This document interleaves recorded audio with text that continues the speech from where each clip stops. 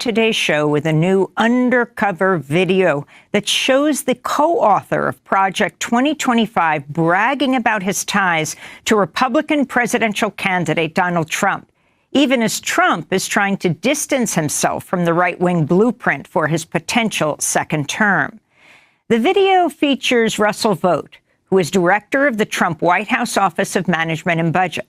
It shows Vought meeting in a five-star Washington, D.C. hotel with two men he thought were relatives of a wealthy conservative donor. But Vought was actually talking to two undercover reporters with the Center for Climate Reporting, an independent British news outlet. They were secretly recording him. In a minute, one of those reporters will join us. But first, this is the video report accompanying their new investigation. It's called Undercover in Project 2025, the secretive second phase and the radical policies for rollout on day one. Two undercover reporters posing as donors are about to meet one of the key architects of Project 2025, the radical plan for Trump's second term, in a hotel suite rigged with hidden cameras. Nice to meet you. Would you like coffee or something? I'd love coffee, yeah. Great. Meet Russ Vought. Russell Vought, the former director of the Office of Management and Budget. He's been called the most dangerous MAGA diehard you've never heard of. I am opposed to the Department of Education because I think it's the Department of Critical Race Theory. The Russ Vought were comrades in arms. Formerly a cabinet member and chief lieutenant in the first Trump admin, I want to thank Russ for doing an incredible job. he now runs a group called Center for Renewing America. An organization that I helped turn into the Death Star that is accomplishing all the debates that you are reading about. I think you have to rehabilitate Christian nationalism. You have the largest deportation in history, block funding for Planned Parenthood. I want to be the person that crushes the deep state. Vought is one of the key authors of the blueprint for a second Trump administration. Project 2025. It's an ambitious 920-page blueprint. Like eliminating the Department of Education. The mass firings of civil servants. Banning access to the abortion pill and further restricting abortion rights. In recent weeks, the plans have become so controversial that Trump has been forced to distance himself. They're sort of the opposite of the radical left, okay? You have the radical left and you have the radical right. And they come up with this, I don't know what the hell it is, it's Project 25. Are you ready? I know nothing about Project 25. I haven't seen the document. I don't intend to really see the document. But behind closed doors, Vought tells us not to take Trump's disavowal seriously. I expect you to hear 10 more times from the rally, the president, distancing himself from the left's boogeyman of Project 2025. Yeah. And you're not worried about that? I'm not worried about it. Okay. He's running against a brand. He is not running against any people. Okay. He is not running against any institutions. It's interesting. He's in fact not even opposing himself to a particular policy. Yeah. He's been at our organization. He's raised money for our organization. He's blessed it from I remember walking into our last day in office and told him what I was going to do. So he's very supportive of what we do. Our investigation into Project 2025 began 2 weeks before the meeting with Vought at a conference for religious nationalists in D.C. The truth is, Christian nationalism is not a threat to American democracy. Christian nationalism founded American democracy. Journalists from the Center for Climate Reporting have come posing as potential donors, looking to meet those involved in Project 2025. They're not hard to find. The Heritage Foundation, the group running the project, are here. So is Vought's think tank. We make the acquaintance of Mika Meadowcroft, an author on Project 2025 and a close aide to Vought. He tells us that Vought is running the secretive second phase of Project 2025. And the second phase, after the book came out, was to break down actual sort of policy packets and executive orders and agenda items and things like that. That's been supervised largely by us. The first phase of Project 2025 was a 922-page policy book published openly. The second phase is a comprehensive, concrete transition plan for each federal agency. These much more detailed plans are confidential. Yeah. Because obviously you want as little of it to be FOIA-able, if you're familiar with the FOIA process, as possible. Freedom of Information Act, yeah. The Freedom of Information Act allows the public to request government communications, but Meadowcroft reveals they plan to avoid these rules. Yeah, the goal is, familiarize all the transition team people with these plans, but you don't actually send them to their work emails, because then, you could just give the handbooks to everyone, be like, this is the game plan for the admin. If the press knows that that's what you're doing, that they're going to immediately just say, I request all of your emails from Heritage. Okay. You worker. I see. So we'll see. Interesting. Meadowcroft offers to set up a meeting with his boss, Russ Vogt. You could put me in touch with somebody who looks after his diary or whatever. Yes, I can put you in touch with his schedule. Yeah. Amazing. So, great. So just tell me when to do that. We want to meet the man writing the game plan for Trump's second administration. Vogt believes that in his first term, Trump's agenda was frustrated by what he calls the deep state. So Vogt is planning a radical centralization of government power under the president, firing civil servants and ending the independence of agencies like the FBI and DOJ. 80% of my time is working on the plans of what's necessary to take control of these bureaucracies. And we are working doggedly on that, whether it's destroying their agency's notion of independence. They're independent from the president. Vogt has also been preparing documents based on fringe legal theories, arguing the president has the power to use the military against protesters. George Floyd obviously was not about race. It was about destabilizing the Trump administration. We put out, for instance, a 50-page paper designed for lawyers to know that the president has the ability both along the border and elsewhere to maintain law and order with the military, and that's something that it's going to be important for him to remember and his lawyers to affirm. But we've given them the case for that.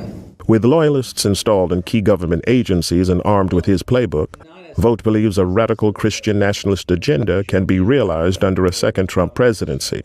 For example, on abortion. So I think the president's actually come up with a strategy that works, so long as you are giving people like me in the government the ability to block funding for Planned Parenthood, block funding for fetal tissue research. What I've told people is he had the most pro-life record ever.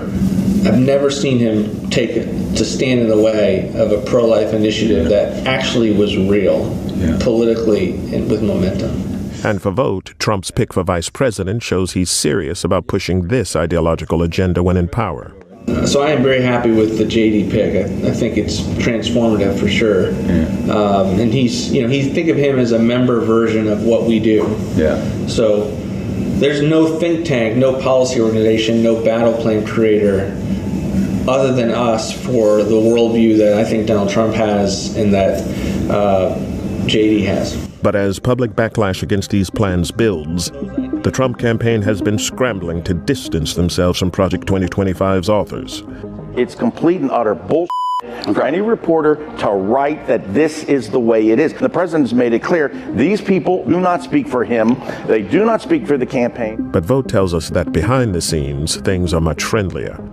The Trump campaign recently picked him to write the Republicans' policy platform, making him essentially Project 2025's man on the inside. I think the best example is the campaign selected me to be the platform because of their views on my policy ideas, and they're not running from all of the negativity that I get from the press. I see. So they haven't been spooked on you as a person, you don't think? No, I mean, I don't think I'm going to be their transition pick because then they have all these kinds of stories.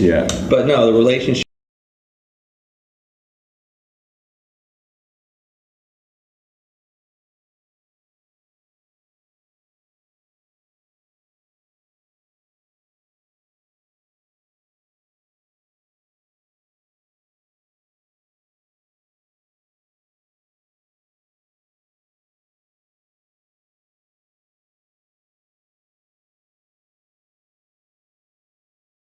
That president, if a battle plan is out there that will do what he wants, there are the people like me that have his trust that will be able to get it to him. In whatever position we're at, or I could be at Center for New America, but the relationships will be there, the trust level will be there. Project 2025's Radical Phase 1 policy book turned into a PR disaster. The director of Project 2025 has stepped down after facing criticism from both Democrats and the Trump campaign. But Vote's Phase 2 battle plans, top secret and handed directly to the transition team, remain unburdened by the brand. And are you going to rebrand that second phase at all? For what I do, the brand's not important. And you're not worried that if it has Project 2025 on, he's going to go no. And you're not going to publish those? No. They go straight to. Yeah, they're very, very close hold. Yeah. Okay. Brilliant. It's been an education. Appreciate it. Thank you for your time. Thank you so much. Yeah. Anytime. Thank you very much. Thanks, guys. You can show us that out. Okay. Thank you very much.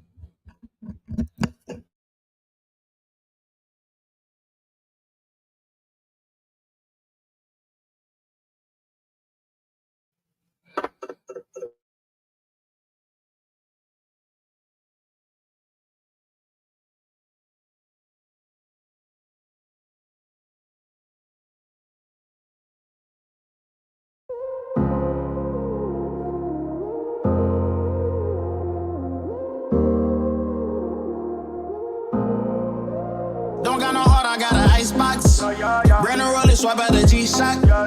Moving slowly, I know the street hack. No more double, go ahead and detox. Came from the trenches, they ain't showing us no love. Dying in the city, all we wanted was a hug, yeah. We on the block like every night to catch a buzz. Get the cash and take my family out the hood, that's a must. Was a hood baby with no soldiers. Bad past never left my mind, it's taking over. No, I should've died, that's why it's hard to stay sober. Glad to see the sun, but my heart getting colder. Life's so crazy, what we been through. When you die, the only time that they gon' miss you. Told my mama, no more tears, no more tissue. We was just some hood baby with some issues. Hood baby from the struggle. Long time had a hustle. Glad we made it through. I'm just glad we made it through. Hood baby from the struggle. Long time had a hustle. Glad we made it through.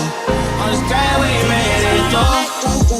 Pull up in that rain, see me ballin', yeah. 30 piece on my wrist like I'm Harden. Either they love me or I'm a target.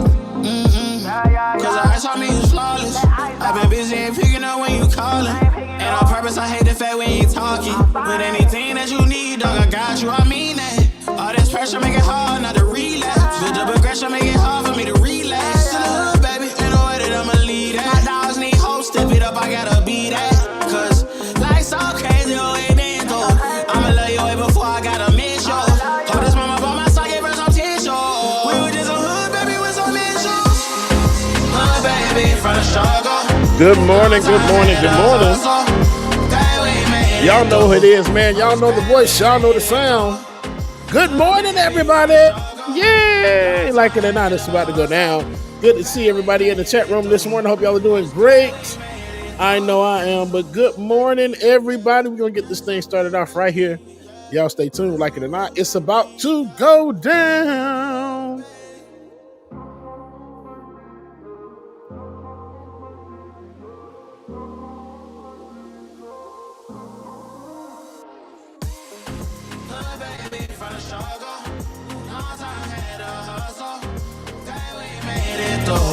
I'm just glad we made it through. Hood baby from the struggle. Long time had a hustle. I'm glad we made it through. I'm just glad we made it through.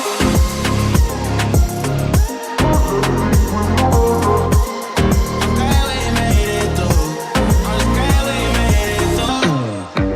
I'm gonna take you on a ride. We're gonna burn through the night. Why you so salty? I'll still think about it.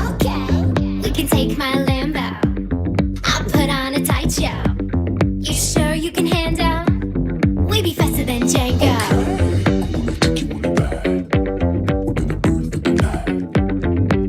So salty, I'll still think about it. We can take my Lambo. I'll put on a tight show. You sure you can handle? We be faster than Django. Can't stop, won't stop. Good morning, good morning, good morning again, everybody. Welcome, welcome, welcome. Make sure you get your coffee, your tea, whatever it is you need to get your morning started. What we're going to do real quick before Rebecca comes on, let's do our shout outs in the chat real quick, man. Let's see who we got with us today. Bear Witness, good morning. Charlie Gentleman here, good morning to you. Brian West, good morning. What's going on, Brian? Long time no see. Pixie on the moon, hey Pixie, good to see you again. Meat Cakes 87, good morning. Dimitri, what's going on? Looney Tunes, good morning. Oh, happy birthday, Truth Dragon. Hey! Happy birthday, Truth Dragon. Good to see you. Tyler Hackner, good morning. Tony Rizzo, good morning to you. Mark Saunders in the building. What's going on, Mark? Parker, good morning. Bad Lefty, Jerry McLean, what's going on? Mary C. the Purple Dragon, what's up, Mary? Good to see you. Mary, why you... Okay, Dark Amy Mariah, good morning. Snack Panther, what's going on? Good to see you. Make sure I got everybody. Perry Anderson, what's going on? True Dragon again, what's going on? Hey, Alicia, good morning to you. Lady Lou, good morning. Sean Payne, good morning. Birdie, hey Birdie. I feel like it's been so long. I haven't seen y'all in so long. Y'all get some background music going on here. Boom. Okay, cool. All right. Mary C. Fatal Flaw Dragon, what's going on? It's good to see y'all. T Tweety and Jay Clee. Good morning, good morning, good morning, everybody. Good to see y'all, man. Y'all stay tuned. Like it or not, it's about to go down. Hey. She's got a million problems on her plate, and you know she's gonna chew them and spit them out. And if you have not already, share, like, subscribe, and all that other good stuff, man. Go tell a friend and tell them to tell a friend and tell them to tell a friend and tell like 30 other 40 more friends. Y'all get this stream up, man. Go tell everybody and say, come join us. Like it or not, it's about to go down. Y'all would have missed this, you know. She's got what you want. She's got what you need. You know she's got everything. So boy, I'm multitasking this morning. Snack Panther, I appreciate you. You look good yourself. Virtually, I guess. Magnet Mafia, what's going on? Good morning.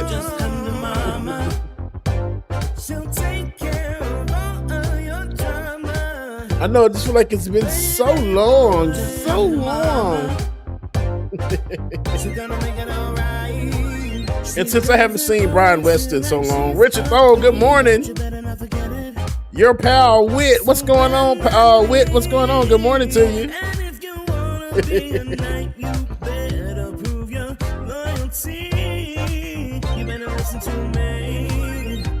She's got what you want. She's got what you need. You know she's got everything. So boy, don't you cry. Leave all your worries behind. Just come to mama. Come on. Just come I know, Looney Tunes, it has been forever, hasn't it?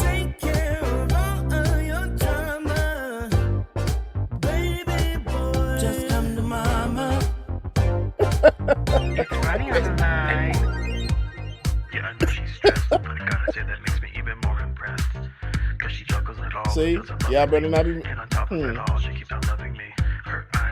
Okay. All right. Well, hold on. Okay. I don't like that one. No. Just come to mama. Come on. Just come to mama. All right. We're gonna get the show started, y'all. But before we do, I gotta give y'all at least one. What do you call an animal that knows if you're lying? What do you call an animal that knows if you're lying?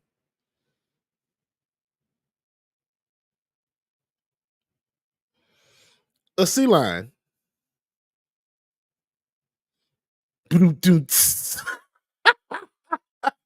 Like it or not, it's about to go down. David, roll the damn intro. Y'all leave me alone. Is not going to stop when it comes to these type of discussions. It's going to be for us and by us here on this platform when the media is telling us to look the other way. Your support is what helps us move forward. Join patreon.com/like it or not. Help us grow. Like it or not, y'all. 2023. Y'all know what time it is. It's time for like it or not. We're about to let's start this damn show. Yes, it's time for like it or not. We're about to let's start this damn show like it or not. Rebecca Azor is in the house. You know she got a funny story to tell. Talking politics, culture, a real life-ish. I live in life in the ATL. Benjamin, yeah, that's my man. He's always coming up with the master plan. Politics scheming, trying to find the meaning of life. Why the feds keeps us in strife. I'm your DJ. I really don't need no introduction right now, but you know what? I stay dropping them jams. Y'all know who I am. Good hope, dad jokes, culture-ish, politics. What you're hearing right now was the culmination of all of this. I started out with the mic in my hand, then I graduated to a plethora of fans. I love bringing joy to the people. It makes me feel great, makes me feel regal. I do what I do for you. 8 p.m. Friday, you know how we do. Let's go. It's time for like it or not. With Rebecca Azor. Let's start this damn show. It's time for like it or not. With Rebecca Azor. Let's start this damn show. Like it or not, y'all. 2023. Let's start this damn show. Let's go.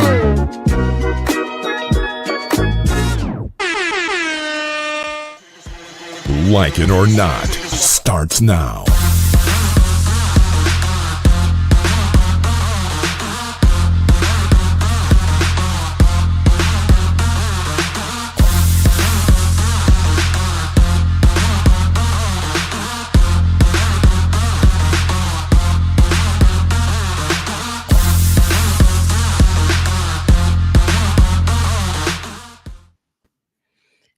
Oh, good morning, good morning, good morning. Hello there. Oh. Hello there, and welcome to Like It or Not, where we're free to tell the truth and not get. Oh, I was going to do the whole thing. I keep doing that. Let me get this light correct. And then Ben right. Mic off. Look, and my mic is off. We just not prepared this morning. See, look, it's all over the place. Wait a minute. Hold on. And then Bubba, your camera was perfect a second ago, and then it went. Right. And then it went. Is my mic on now? Yeah, your mic was on the whole time, Rebecca. Yeah, it was Ben's mic. Ben's mic wasn't on. Ben's mic. So because now my if you had, wasn't working. I'm about to say if you had headphones, you would know. We're not gonna go there. That's old school. 2023 is still on the intro. 2023 is still Y'all on going the intro. for blood this morning. My that is. I see. So let's take it back. Go ahead. Let's take it back. Flip it and reverse it. I may not be working on a new intro that I'm gonna get your opinion on later. But okay. Very overzealous, real overzealous, but I got some ideas. Is it very demure, as the children are saying today? Is it what very demure? You saying demure today? But wait, I didn't see that one yesterday. Demure. As bougie as my vocabulary is, I don't even use that one. The children are using it, and I need them to stop as soon as Monday comes immediately at midnight because I am tired of it. But demure is being utilized in the right and wrong ways all over the internet because Jesus TikTok video. But let's rewind it and let's give these people a good greeting. Go ahead, Bubba. Good morning, good morning, good morning. Good morning, and welcome to Like It or Not. Where we're free to tell the truth and not care who doesn't like it. We almost, it's fine. It's okay. It works. Good morning, though, guys. Ooh, you know, it's good. It's a great day to be Black. Amen. And every day is a great day to be Black. As I look at my, did you put on makeup today, Bubba? Because you said you had. Yeah, I was playing. Your skin just looks great. Okay. I was looking at that when I turned on the camera and I'm like, damn, I look good. And I had to give myself that compliment this morning. I'm like, damn, the beard was sitting, everything. I was like, okay. Because ain't nobody got a beard like here. Nobody has a beard like you, Bubba. Nobody. And I can say that. And I can say that. And every time I get on the camera, like, look at that beard. I'm like, Absolutely. thank you. The beard is bearded with 2 streaks, like the perfectly positioned streaks. And I'm gonna tell y'all, no, this is not paint. That I did not do this. It grew naturally like this by itself. It's stress. That's what that is. Stress. David Ben is a celebrity. So he has to make sure the skin looks great on episodes. He said that makeup was your thing, but you were having long days, long nights, as you're also a father. So you had to make sure you kept that skin skinning. But I'll say this, Bubba, as your beard always shines, Ben on Leftist Mafia got on that episode, and it actually became a praise episode for you and your work in yes, it this did. space of politics. We had Professor who was on there? Professor, the one you love that looks like the white man. He's the white man. I'm like K.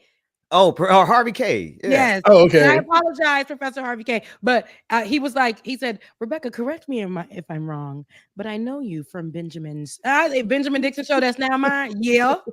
Yeah, you do. No, but we spent that moment with the people on Leftist Mafia, who actually, and he even shouted you out, Bubba. He said, really? You play the great, you spin the great record, you spin the great tunes.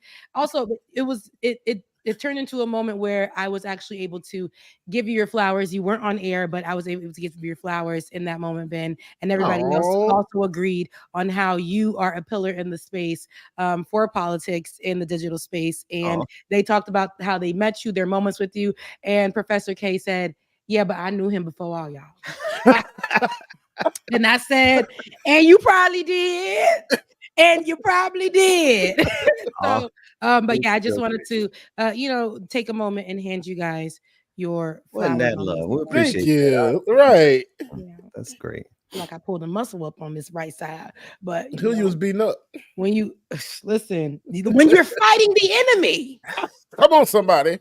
When you got your foot on the enemy's neck. Oh, when you are armored, or whatever, with the breastplate, and you having to fight for your life every day, okay? And you getting up, and the devil, what they said, when you put your feet on the floor, and the devil and the enemy and everybody, all the ops, they are upset. For we wrestle not against flesh and blood, but against some of these ops. Yeah, these ops.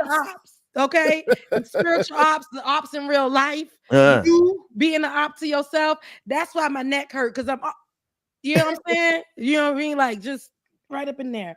But yeah, it's been it's been so I'm gonna check in with you guys and how your week was.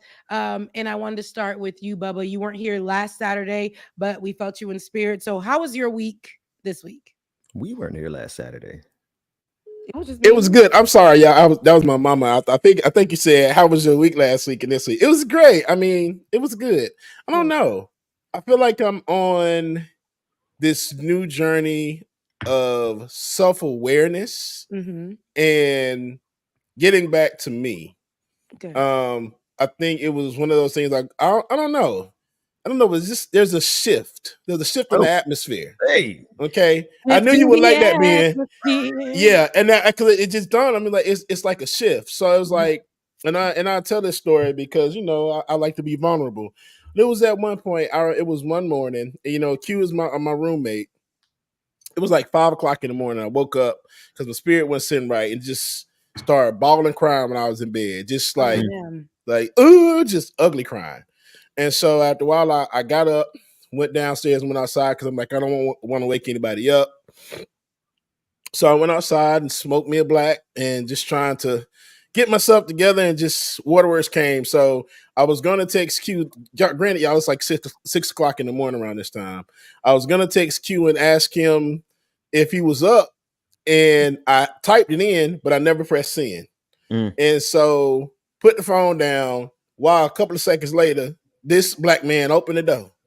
He popped his head up. You okay? What's wrong? So, I'm glad he came out there and talked to me, calmed me down a little bit. But I don't know. There was a shift, and there's a need from okay, I need to get myself together. I know I've been worrying about trying to get everybody else together and do everything for everybody. I'm like, it's not time to focus on me. So I've started to book my therapy sessions. just to get back to me, my creativity is starting to flow back some. I went out last week, y'all. Like my social battery, I feel my social battery a little bit. So it felt good to get back to me a little bit. Yeah, I'm still struggling, but at least I'm starting to get back to myself and feel better again. Because if I don't, That's what's up, man. That's what's up. Okay. But other than that, the week was good though. The week was good. That story is good. Your story just helps somebody else who, sometimes that breakthrough looks like you getting up in the middle of the night crying and talking it out, and then having that spark of, you know what? This breakthrough is feeling like, because that's a breakthrough. Sometimes it looks like you're breaking, but in that time, let me tell you something I had listened to, and I didn't, you know how we do on Like It or Not. We're going to get into some politics. Come on. But I was listening to Todd Galbraith, and he has a song about the potter. And they said how, with the potter, like with the what is the thing called? When you're potting, okay? The clay. The wheel. So you're the clay. And sometimes when you're messed up, right? You it's like you can't be used again. What you're going to do? Take some more clay? No. Even when you're messed up and even when you're hardened, right?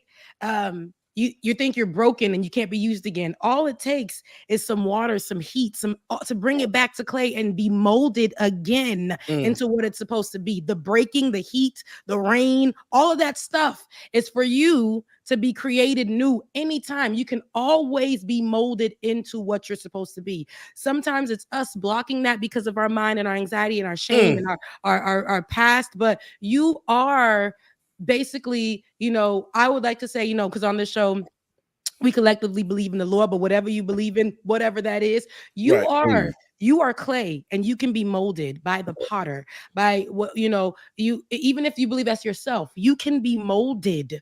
Okay. You're not unusable when it's already created and cemented. But when it's broken, you think you can't use it no more. No, it can be broken down and made new again, over and over and over again. So think of yourself as clay and think of God as the potter who can continuously. You can't preach on here and not let me get a little bit past the mic. Let me get in there. Get in there. Somebody church in a minute, okay? Look, James, let me. I was listening to you, man. Y'all been with me for a while. We've been together for a while. I guess more than 4 years now, maybe 5 years. But towards, I guess, 4 years ago, it's more. 5 years ago, I started waking up in the middle of the night every morning. It didn't matter. 2 o'clock, 3 o'clock, 4 o'clock, and I couldn't go back to sleep. And what I learned to do in that time, some of us have to tell you off air because we don't know, everybody know how we meditate all the time. But I would meditate and I would spend time with God, but I would meditate, man. And let me tell you, those morning hours when you get woken up like that, man, just take that time to do exactly what you did. But allow yourself to cry, allow yourself to mourn, allow yourself to grieve, but also allow yourself to grow in that time, because you really aren't going to have during the day. You're not going to have that freedom of that space. You'll see how empty that morning time is at 4 o'clock in the morning. And if you start leaning into that molding process that Rebecca's talking about, man, you will voluntarily get up at 4 o'clock in the morning every morning. You can have that dedicated time. Yeah, I appreciate that, and maybe that's what I need, and that's being that. I'm glad that you said that, because that makes sense, because I've been up and down. Like once I go to sleep, boom, it never fails. 4 o'clock in the morning, I'm up. I'm like, okay, then I go back down at 7 o'clock, back up again. So I'm glad that you said that. I'm gonna take that, because at this point, it's just like around that time, it's like I have that feeling of I feel like I need to be doing something. Listen, man, it was 4 o'clock in the morning is when I got like literally every insight and revelation and everything that I have and I'm working on that is coming out, and that's that all time. that stuff. That's that time, man. It'll flow right then. Yeah. Yes, indeed. It will make you restless where you get up and you start compiling all that information. The enemy wants to fight you at that time as well, because that's when those are the hours where you got to get up and be creative or jot down that thing that's on your mind. Those are that's the time. That's the time. But I hope that you really apply what we said to you, because I told you 2 weeks ago, or whether it started this month or when you started, your stuff, like you are a pillar. Like people mention your names in rooms that you're not in. Like, you know, just the professor, even if it's something small, that just the professor saying that you spin some great records. Okay. Right. Just remembering that about you. So you got to know that about you too. You got to believe. Spin records, blue. I feel like I know where that's from. I'm not always somebody to jump on the oh, I know where that's from type. I don't. Cause I'm what is it? Not because you're young, you old enough to know this. Players Club. Yeah, Players Club. Oh, Jamie Foxx. But you know, with Players Club, I've watched it. But to be in that where I'm like, oh, I know that part that came from. Oh, you didn't watch it that many times. No. Look, all I came here to do is dance. No, I just know, like I'm seeing a blonde wig. Mm-hmm. I'm seeing, you know, that Ronnie. Which one? It was Ronnie was the one with the wig. Yeah, the blonde wig. Yeah, I'm seeing an ass being smacked. I'm seeing like that. Like, look, it's just the whole thing. But that's all I remember. Anywho, I hope you received that, Bubba. Ben, I do. How was Thank your y'all week? so much. Yeah. Nah, the week is weakened. You know, it's I'm in that interesting phase of you know a change is coming, and you know the season is changing, but you just don't know exactly when that hump is going, and you got to just keep on working. And the thing is, it's great because like the work I've been doing and everything I'm working on, like you see progression, you see it getting closer, you see it getting better. I see all the stuff moving in the right direction, but it's still like you're in that season where you got to wait and not faint. Ooh, the waiting season is always uncomfortable. Ain't it though? It's uncomfortable. Yeah. It's uncomfortable. Yeah, but other than that, I mean, no, and it's not even other than that. I've grown to appreciate the wait. Like how long can you endure? And I'm like, I can endure a little bit more. God, get somebody else to do it. Okay, like Lord Jesus, this mountain. I know I didn't climb this mountain Look. already, Lord. Hey, look, dude, my mama said it like this. She said, Ben, you've been around this mountain a long time. When you gonna get from around this mountain? Oh Lord, not Mama tired too. Listen, Smokey Nova was preaching, and he said his mama had came to him, you know, one time when he just kept on going and said, God told me to become a singer. God told and she's like, baby, maybe you gotta get into because it's not working for you. Maybe you gotta move on. And he said while he was preaching, sorry, Mama. I didn't mean to put you like this because maybe God sent that maybe God sent that in that moment that I needed to hear it. I thought I was going to be this type of singer, but I knew that it was still in my heart. So when you came to me and told me, maybe this ain't for you, I was like, get thee behind me, Satan. And it made him understand that this is for me, but there's something that I'm trying to like squeeze in here. And God was like, it's because you're trying to do this worldly music. He was signed to Prince, he said, and was supposed to drop a song, but he had to go through the waiting season when God told him no. And his mom was like, it's not working for you. But he's like, nah, I got to go through that waiting season.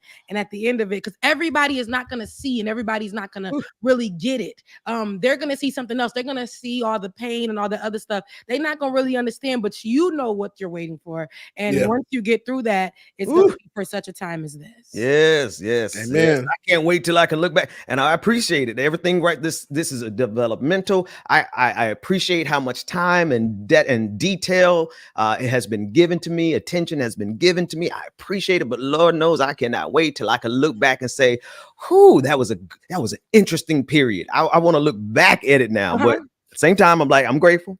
Yeah. Right. Just stay the course. Yeah. And you know, go ahead. I was gonna say, how about you? How was your week?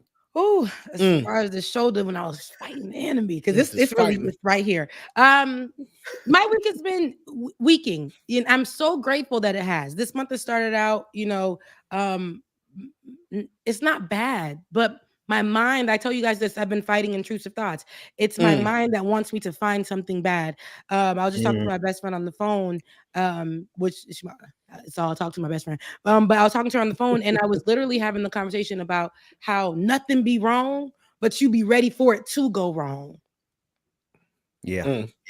Look, that didn't hit you like it was supposed to be. Yeah. Nothing be wrong, but you always ready for something to be wrong. No, it actually hit a little bit more than you think. It's like, it's just like you can't enjoy the moment because you're looking for something wrong. Every single time. Exactly. And God. I know that be a part of my mental health check-in every Saturday, but y'all, it be a real thing when you are battling, as I said, the enemy, but when you're battling yourself and the thoughts that were planted. And when you're already, I read a verse that said, I knew who you were before I created you. Like before you were in the womb, I already knew you. Ooh. Yes. And then because you know it. And it also said, I also basically destined, you were destined to be something already before you came out of the womb. So everything was already ready. But the things that we put in our head out of fear, and again, anxiety. I dropped my first episode of Shades of Good News this week on Wednesday. And I told you guys last week, I'm just gonna drop it. I'm just gonna drop it, okay, guys? Because the filming of it, quality, great. Of course, by these cameras, Ben, that we always get compliments on. People always trying to find out what cameras we got. Yes. Benjamin P. Dixon. And back when I had money, I said I'm not going to use my mic because I had something to do that day, and my camera was just whistling away. Not my camera, my computer was just in the background. Yeah. But I still dropped it. When I dropped it, I didn't tell anybody. I wanted the organic views, and I just threw it, and I let it be what it was going to be. Everybody reached out to me like, "Excuse me, you dropped the show and we didn't know? Like, what's going on?" And I was just like, "I just wanted to drop it." No, and that was my fear for myself. You look beautiful. Oh my God, your skin looks so amazing, Rebecca. That's me when I know filter in real life, and they try to. I love it. What's that girl show? They got the perfect lighting for black folks. Lisa Ray's first show. Insecure. Issa Rae. Issa Rae. Yes. Insecure. You got lighting like Insecure right there. Okay. Yes. I like for that. real. I love that. And I felt insecure dropping it. And so I threw my stuff. I got, my best friend was like, "You did great." My other best friend was like, "Thank you for dropping this. This is for you." And then and then Olay reached out. She was like, "Girl, no, you let me know when you drop stuff so we can push that out there, so we can get that out there. You have a community, basically." And she created my thumbnail for me after the fact. And she was like, "No, we are going to make sure that we rally around you because you know us. You have us as a group." But I just really was intrusive in my head saying, you are on, even though I know I'm on the biggest shows, people know my gifts. I know this, but for myself, I was really beating myself up about this, and everybody knows that this has been a passion project. The viewers know that this has been a passion project of mine. I have sat with you guys countless times, been you over the phone, telling like I want to do something like this, and it was just to do it. And when I dropped it, I did not know that the support was going to be like it was. Yeah.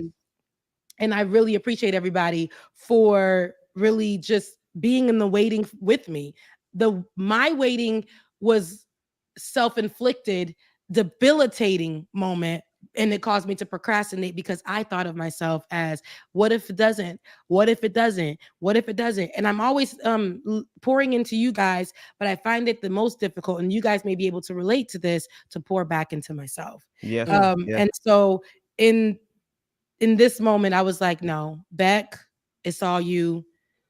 This is what you want to do. And it really poured into me when I sat there and edited it. I looked at myself and I tried to pick myself apart. Look at your skin.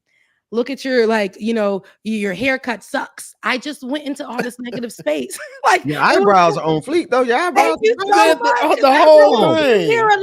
The background, the lighting. Listen, I almost want to tell you to go ahead and change the camera around and go get that angle, because the kitchen lighting, the refrigerator, you got the bag on the colors coordinating. My elbow parts in the bag. It's like, yeah. And that's what, and Becca, just want you to know, I've been giving people their flowers all week and telling them like, hey, because of y'all motivate me and push me to make myself better, especially when it comes to doing things like this in this kind of space and creative songs. Like I have a friend that's writing music, and his tenacity, his drive, like to keep going. I used to be like, damn, boy, slow down.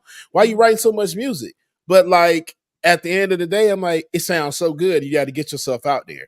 And so like with you, when I saw this episode, I'm just like, damn, Becca really did that, man, and she looks freaking amazing.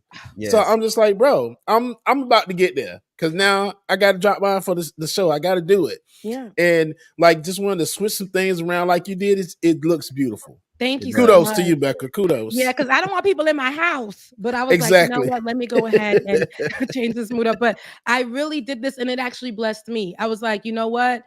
I got so much good news to spread that I see every single day. And I think that it goes under the radar because we're so focused on one type of news when it comes to Black people. Yeah. And I'm like, even if it's like this story that I heard just like a few months ago that didn't go anywhere, and I don't want to say it right now because it's gonna drop on Wednesday on the second episode. But like so many great Black stories, even if they're local, even if they're here, whatever. But there's so many moments that have bad in them, but we literally look at the bad so much that we forgot about this good moment that happened in this story. So let's highlight those because we not just gonna be Black people in America who are centered only around negative news. Every time we're on there, we need some puff pieces in our life, especially now in this moment, because we're great.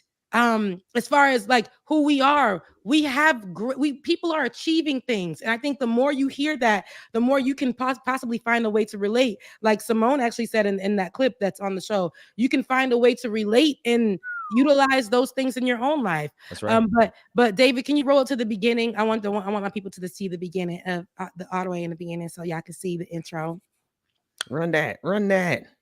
Shades of Good News with me, Rebecca Azar. Shades of Good News is dedicated to highlighting positive news stories from around the world centering Black people. I want to celebrate us because Black people aren't a monolith. So why should our stories be? From entrepreneurship to trailblazing leaders to people who are talking about social change, anything, as long as it centers positive news within the Black community, you'll hear it right here. I'm committed to bringing you the bright side of Black in news, the vibrant, positive shades of our story, just like our skin. Yep. You ate that right now. Hey. You threw right out. That's good stuff, Rebecca. Keep on keeping on. Thank you so much. Thank you. Look, because that's how I talk with my hands. Get it off. I don't want to see myself. But no, thank you guys so much. And you guys pour into me all the time, and I appreciate it. It's the love that I tend to forget, and so sad because I minimize that and I magnify the things that that are not true about myself, and that's the issue, that's the problem. And so I'm really excited about this. I'm really excited about doing this with y'all and just giving you guys 15 to 30 minutes of some positive news, and y'all rocking with me. Thank you for the great comments so far. I know all of you guys are asking, just when the next episode is gonna come out. It's gonna come out next Wednesday at noon. That's what's up. And shout out to Jada, because Jada was one of the first people to be like, good job. So shout out to Jada Dixon. That's Benjamin P. Dixon's wife. She gonna ride. She gonna ride. Right. That's one thing my wife does is she gonna ride for the team. Yeah, because when I was like, first of all, we don't want to hear all that, but thank you for clarifying. I was saying that she talked about us, man, and I wasn't going to say. That's why I said for the team. I said let me add on for the team because I knew the spirit was saying don't finish the sentence that way, Dixon. No, I've been around long enough to not make those double entendre mistakes. But anyway, not us. And then you know what they were saying on Leftist Mafia? They were saying Professor Harvey was like, me and Ben and Bubba were having such a great time, and then no, Letterhack was there too. He said we were having such a great time, and then Rebecca popped in, and then we had to get all serious. Yeah. I'm like, we got work to do. Well, I remember that because we were cutting up bad too.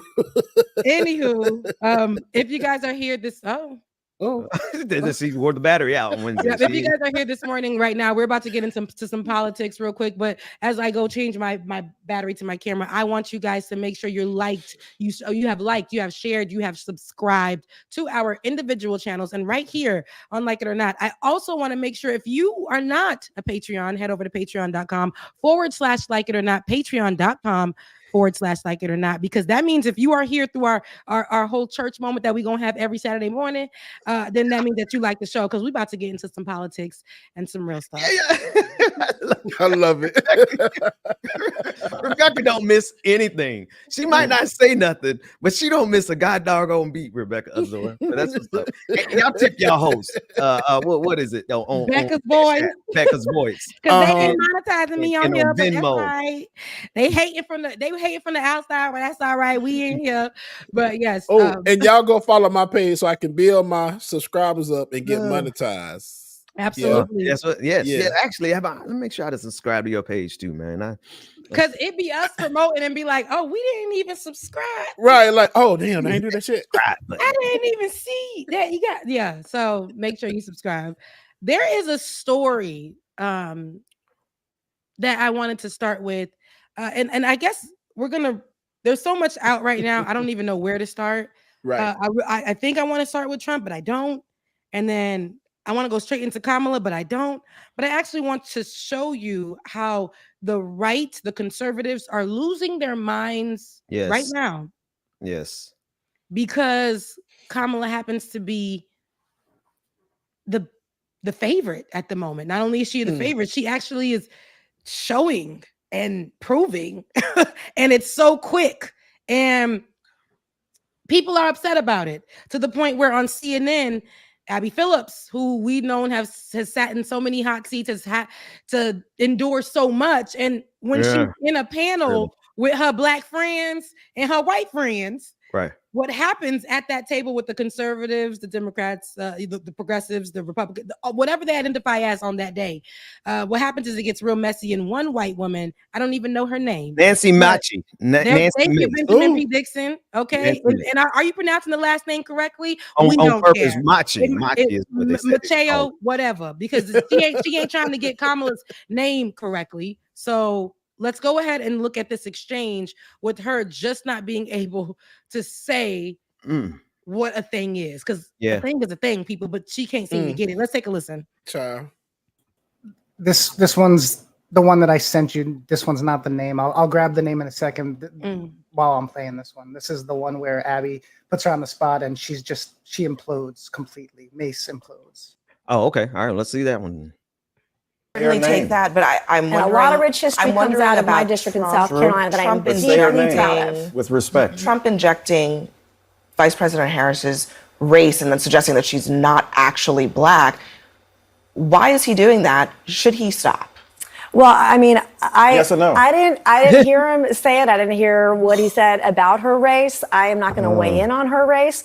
As a woman, He did say it. Okay, well, as a woman, I want to weigh in. She turned black, he said she was raised Indian. Now she was Indian, all he knew. Now she's she's a mixed race, she's a mixed race. He said that to the National Association of Black Journalists. Right. He went to, and he said at the same event where he said he'd done more for black people than any president in history. I guess here's the thing. When he was president, wages for women were better than they've been in a long time. Wages for blacks were better than they've been in a long time. The lowest black unemployment rate in history. He did a lot of good. He did a lot of good. Let me just finish this to both people of you. from all walks of the This country. doesn't take that much courage, honestly, to just say that was out of bounds. I don't know what he said. I didn't see. He said that she turned black. He questioned whether she was really black. I don't think that's that hard to say. That's out of bounds. Can you say that? I mean, I didn't say it, and I would not say it. Just say yes. I just said we are connected to your inability to pronounce her name. We are out of time. It's a very. We are out of time. It's a cult. They won't say anything that goes against the cult. Yes, you are. You are a cult member. Are you kidding me? It's a cult. If you won't speak out against the cult member, you're a cult. The cult leader is Donald Trump. We are out of time at the table. The fact that you talk to women this way is ridiculous. You just talked about a black woman. Look, and the fact that you talk about women, that's why I don't play that whole feminista thing, because it really is only for a certain type of woman. And then I always want to put that out there. You're talking to women that way. Lady, you're talking about a black woman this way, and you're acting like this person does not deserve to be respected in the least. And now you're sitting here at this table. I need to speak to the manager. I need that you're giving that vibe. But how did you guys take this clip? What'd you get out of it? You know, man, I'm trying not to like betray the ministry in me, but this heifer right here is on like She's representative of all of MAGA, right? It's a game to them. It is a game of disrespect, and it's a cult. They literally cannot say anything that isn't praising. They can't criticize Trump. They can never do that. But if they say anything other than praise for Trump, they get attacked. You see what happened with Joe Rogan. Joe Rogan just happened to give somebody else a compliment. He gave Robert Kennedy Jr. a compliment, and MAGA went crazy, and they whipped him back into shape. He had to come back and apologize. Same thing with Kyle Rittenhouse. He said he wanted to support somebody else. MAGA beat that boy's behind so bad he came back and apologized. They are a full-fledged Nazi cult, and Donald Trump is their antichrist leader. Absolutely. You said that. No, it is. He is the Antichrist leader. In this table alone, at this table alone, we see how the Black people are frustrated, and it almost makes us come out. And I love that Abby is the moderator here, and she's able to just kind of keep her calm. And for people who can't pronounce, Kamala Harris's name, calm, not Kamala, calm, not koala, Kamala. You'll notice, Rebecca, on this clip, she actually pronounced it correctly and then intentionally turned around and pronounced it incorrectly. The devil, so that she can. The devil, get thee behind me, Satan. Try not to call it. Literally, right. But this is what they do. They want to act like they are not knowledgeable. They want to continue to push misinformation. They want to continue to give the vibes that they have. Like, I don't know what you're talking about. I didn't see.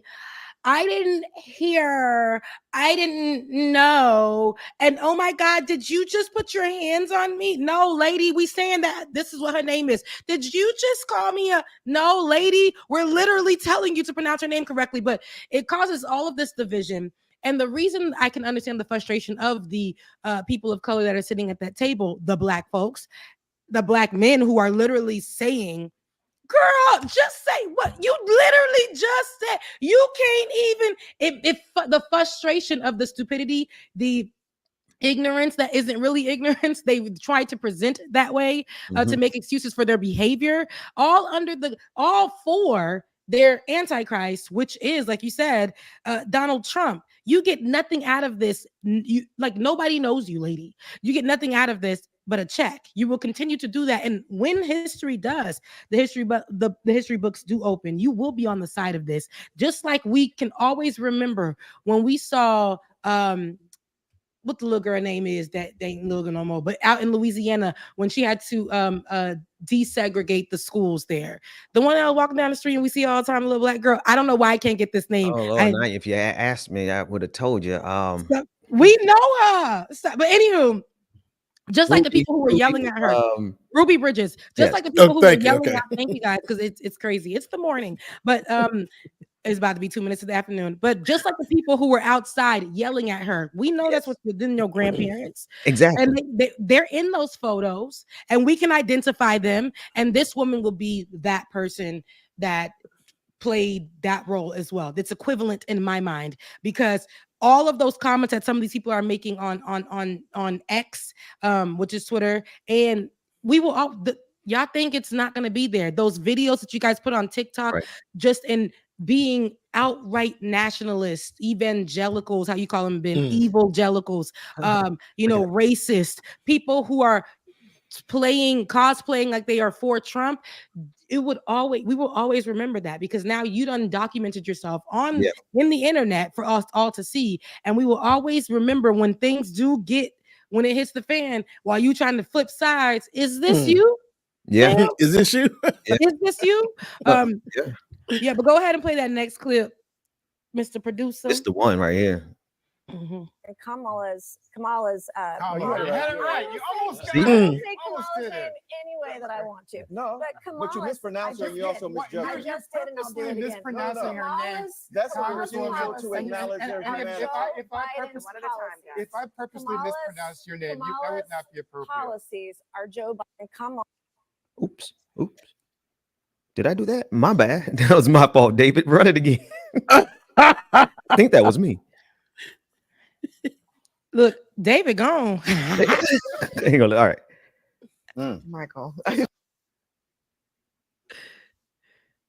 Let's try it again. Michael. That sounds like self-hatred and justification of white supremacy. And let me just say this, because this Congresswoman is a wonderful human being, but when you disrespect Kamala Harris by saying you will call her whatever you want, I know you don't intend it to be that way. That's the history and legacy of white disregard for the humanity of black people. So now you're calling me racist. I didn't say. I just said you weren't a BS. racist. That is complete. You don't have to intend racism No, to no. You are accomplish it. intending that Your I am disrespect racist, of Kamala and Harris that is part and offensive. parcel of a And tradition. it's It's wrong. disrespect. It's offensive, Congresswoman, and it's why can't you it's just? offensive. Why That can't is I'm not calling you a disgusting. racist. No, I'm you telling are. you what the You practice are. is You racist. are. You absolutely That are. is the better way That of is- saying let me get in here. No, what's disgusting That is is your disgusting. disrespect of her. Professor. This gentleman said, You know what? I You know didn't know her what's name. disgusting He's to trying women to do is it. her disrespect of women. She doesn't know what a woman is. And if 25 years ago, White I women don't became- have the ability to tell black women who paid the price of blood to make this country what it is to tell them they're not Say real that. women. 25 They years care ago, for your babies 25 and years respected ago, I your became humanity. the first woman to graduate from the Citadel, the Military College of South Carolina. I So call her fought my name way right. through it. So pronounce her name right. So pronounce her name right. Pronounce her name right. Kamala Harris, if Kamala, I were a man, you said I it will before. say Nancy anything that I Nancy. want. It's Mm. Kamala. You're doing this on purpose, Congresswoman. That's disrespectful. You can't expect people to If respect a your man service put on if a you don't skirt respect and walked hers. that stage 25 years ago, she Here we would go. have White said woman it. She would have disrespecting the taken black that woman, that is achievement away from problematic. women. Professor That's Dyson, let me get in disgusting. here because I want to That's play disgusting. one more. Oh, she's such a basic. She is, Oh. bro. And for the simple Stay fact that holy. she had the nerve to say that you were the first woman to graduate from West Point. If that's the case, then if you got military background, then respect the vice president of the goddamn United States. Come on, sir. Regardless of what it is or what it ain't, who's running for president, she's still the vice president and she's earned that. Put some Come respect on. on her name and say it right. Come on. That's a whole nother angle I ain't even thought about. If Right. you come on, James, put that together. If you graduated from a military institution, then show some respect for your vice commander in chief. Mm. Yo, Simple as that, bro. Right. It's simple as that. You just want to get out here and show your ass for this jackass who's running for president. I'm sorry, I cannot stand that man. And all of this, the Man being rhetoric, Donald Trump. the rhetoric around everything is just, I'm sick of it, y'all. Oh my gosh, I'm sick of it. Yeah. Like, I wish we can go back to doing 8 a.m. shows again, Ben, because my gosh, it's so much to talk about in this election cycle. I mean, but really not really, because they all talking about the same thing. It's nothing to talk about. Did y'all see where she went on Twitter and then referred to Michael Eric Dyson and Keith Boykin as boys? Absolutely not. Yeah. She did not. Wow. She referred to them. She said, "I triggered these boys." Yeah. Wow. See, this is their way of being as full Klansmen as they want to be. Put that clip and back up, David. Get away in the background. and get away with it. But yes, she referred to them as boys, which is why it's really hard for me not to stay holy in this. I know. I get it because I'm out of words because I didn't see that full clip. I saw a clip. Put that clip back up for me, David. I just want that the B-roll to play in the exchange between her and Dyson, because here it gives on mute. It just brings me back again. I'm a picture girl, right? I got to look at it. I got to see it. And the vision that I'm getting from not this white woman, but this one, the vision that I'm getting is the I don't know why I'm not getting names right now, but describe. Why am I getting his name? Is the names on tip? I need to drink. I need to drink some tea. I need to get right. But the young man who lost his life and allegedly whistling to the white woman. Emmett Till. Dang, why was I getting that? Forgive me, viewers. It's been a long morning. But Emmett Till is giving me how she's allegedly saying that this person is doing something that they're not. We're watching the same exchange that you're watching, and literally you are saying, did you? I can say her name however way I please. I don't gotta say her name the way y'all tell me to say her name and turn around and say you're disrespecting me by calling me racist. Yes. But you're literally saying, and this is how white women like that present.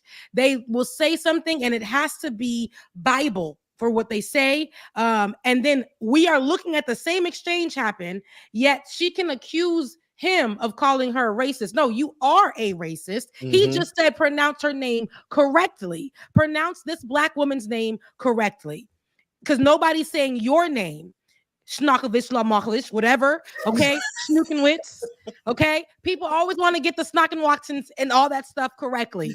Okay, and here we are, and you can't pronounce this woman's correctly. Even Black people ourselves in our community, we had to say collectively, let's get her name correctly. That's right. Shakari. We had to not be Shakariing her, although we had to Shakari her. That is her Yes. name. Okay, so say it correctly. If we can, like I said, say the Michael Wetzovitz and all those other people's names, and something so much so that we have to get those names right, that I thought pronouncing Walls was Waltz, because I've been trying to pronounce white people's last names correctly for my whole entire life while they've been disrespecting mine. Oh no, baby, it's 2024. Get my name correct. I was gonna say I dropped the link there for you. Yeah, there she goes. These boys were so easily triggered. I just want to point out, because I was wondering why I wasn't finding it. The account that I was scrolling through was her, not personal, but this is her professional non-government account. This is her official congressional account. She's doing this from her, where they usually just put out the scripted PR friendly crap. She's like, they just straight up put it out. This is why these devils have to be pushed back into the dregs of society. They cannot be allowed to show their faces in public because they are genuinely demented and evil people who get joy out of causing other people harm. I forgot who said it, but somebody said this is directly analogous. This is the same as the Kunta Kinte story, where they try to force him to call him another name. He said, no, my name is Kunta Kinte. And they cut off his foot because he refused to be called another name. This right here, is it triggering? That's what they want. They want it to be triggering. They want to cause you that emotional distress. They want to cause you that psychic trauma that they want to put on you. But the fact of the matter is that she is wading into a whole nother level of outright racism, publicly doing so by calling these gentlemen boys. Boys, you scallywag heifer. These are men. They're men, and they're Black men, and and our vice president, I'm saying our vice president is a Black woman because she said she was a Black woman. And if y'all don't know it, I have a whole clip of her saying she's a Black woman in my first episode of Shades of Good News. So, and a Black woman. This white woman thinks that she is a superior being, and whatever she says goes. She didn't say much. There was nothing that she said that had any. The reason why you got the opportunities that you probably got, ladies, because your whiteness. It seems like you're very dense. It doesn't seem like you have much to go off of. The fact that you can sit here and play stupid, we will treat you as such. Yes. Okay, but you will, when it comes to our Madam Vice President, come on, Kamala Harris, you will at least get her name correct. Since you don't want to call her vice president and respect her as such, get her name correct. She went from there to now she's America. She's running things around here. And no matter what these people like her try to say and try to just make it seem like we can't even respect her in the least at this table. It's a game. It is a game, but they want to make sure they keep that disrespect. We will never allow a Black woman to be above us, to be in a position that's above us. Did you see how she had to list off the things that she did in her life? Did you hear that? Girl, we don't give a damn at all. Dust. Go eat a meal or something, looking like skeletons on stage. Man, I seen it. I didn't want to say something because I was like, baby, go get a suntan, baby. She's giving okay, we're not doing body shaming, but when you a nasty person like that, we're gonna have to come for you. Okay, and that's what it is. And it ain't even about just riding for Kamala. It's this. If you can do this to this woman, we know that you've done this to a regular woman in the aisle 4 at Publix, because you give me a Southern trash. So you're probably aisle 4 at Publix. I got to put a video together, and I wish I had time to do it. But if we just take the clips of MAGA being just downright nasty, right? And maybe evil isn't the best word because a lot of people can't connect the spiritual side of it, but nasty. You have the one guy who passed out counterfeit $5 bills to homeless people so that they would get arrested. And he did that in the name of MAGA. You had another girl who came out. She was a young girl who came out and really just called everyone who was a liberal, called them the ugly losers, nerds from high school that never got any sex, like just going down some really basic ignorant stuff that is like Mean Girls level, the movie Mean Girls, but like actually even more tacky. And you have video after video after video of them making their entire persona and careers. The way they get ahead in MAGA is by being the nastiest little twats they could possibly be. I think if we put a mashup of all of them doing that, it would really show America what they're dealing with. You're dealing with the nastiest person you ever met in life. The entirety of MAGA is nothing but a cesspool of people who are the nastiest people they have ever. You have never met people nastier than these devils. Like really, if like literally, if you go back to the 4 years when we started doing all of this, and like I said later for y'all, if you really put together every single person that we talked about that's been under this punk ass man's reign is just nasty. And just devilish and just evil. They have the spirit of evil on them. Harming people. Yes. Many people died because of Trump, under Trump's administration. People died just for being black. People died for the irresponsible misinformation that was provided to the nation under Donald Trump's presidency about COVID. People were attacking our frontline workers because of Donald Trump's and his friends' words. And this is what we have to remember. There is no lesser of two evils. That conversation is not, it doesn't apply to this situation. Does not at all. There are things that we still don't like about Kamala Harris, but if this is the time that y'all want to say that this is a lesser of two evils things, absolutely not. All politicians do have blood on their hands, and we'll get to that after she is seated, because we're gonna do our damnedest to get her in there. But because Donald Trump is not good for the nation. He's not good for the people. And his not only his story and his history, his track record, he is a felon. Think about that. The felons that's on the street saying, man, it's Donald Trump, though. I love Trump. He had that money. I'm not saying that the people are saying that are black, but I am mad at the black ones that are saying that with the records, and you can't even vote. You can't vote. And this man can't even vote, bro. This man went and voted as a felon. And if you were any other person in Florida voting as a felon, you'd be in jail. And then here you are, Donald Trump, his felony record, but his felony record as a white man who's done God knows all this stuff still gives him the ability to run for president. And he made sure, this is why I said Project 2025, while it may be pulled down from the internets and they said that it all crumbled apart, some of the things that they had in there already came to fruition under the Donald Trump administration that he placed there, that even into the Biden administration, things would still go as according to that 2025 plan. Okay, let's be honest. So do not play in our face on these here internets to put out propaganda about like Donald Trump and friends and try to make it seem like things that he didn't do, he did. Like we cannot, there's nothing. Donald Trump did a whole war began in the first few months of his presidency because he said he's going to uphold these what were they, murals, not murals, these statues, monuments. Monuments. And when we said we wanted to tear them down and did so, people went to the streets and Donald Trump was like, we can't let them do this. This man literally sat here and said he wanted to just recently first of all, he gave himself immunization. Okay, for the things that he did while he was president. We should find that as problematic. And he made sure he put together the Supreme Court to make sure that that goes through. Project 2025 doing what it needed to do. Now he's talking about giving police officers immunity. Come on. Let's think about that. Police officers immunity. 100% immunity, Rebecca. Not just 100%. So and y'all know y'all forgot her name, but I'm still thinking about that day in the kitchen and that boiling pot of water. Sonia Massey. Let's be honest. And those will be the kind of cops that get away with whatever they've done. The people that killed George Floyd. Okay, Breonna Taylor just shooting through walls and saying, oops, my bad. Yep. Can I add one other detail on their nastiness? Y'all, we are dealing with the type of person that knows they have COVID and intentionally goes and spreads it. Yep. This is the type of people they will sneeze on you intentionally because they want you to get sick. This is how utterly twisted, depraved, and just downright nasty these devils are.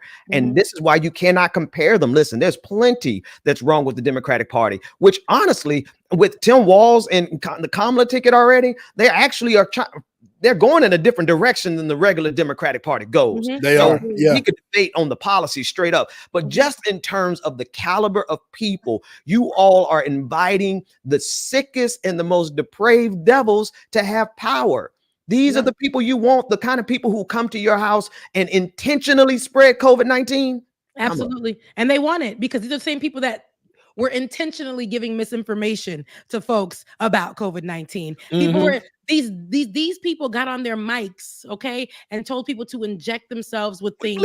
And that kind of. Well, speaking of, we're blacking out here with our DJ gotta go. The rainbow flag DJ. The rainbow flag is up in representation of our DJ, and he has to head out of here. Bubba, we love you, love you, brother. We I love y'all too, man. On next Saturday. It popped back on. It ain't gonna stay on for long, right? Okay. I love y'all too, and I'll see y'all next week. I'll be here. All right. Love y'all. All right. Bye. You. Bye. Not you. You want to let the word cut off. He had to let it finish. Yeah, let it come back. All right. And he's out. But no, all of that to say this is what we're dealing with. And we have to fight against. Just because you took project or you guys are claiming that Project 2025 isn't real, you're not attached to it, you guys being Trump and friends. Although most of the things that they were really setting it up. I remember we played it on the show. We played what the website had a training video of. They began it and basically they were saying to get ready for like a war. Train yourselves up. Here's the rules.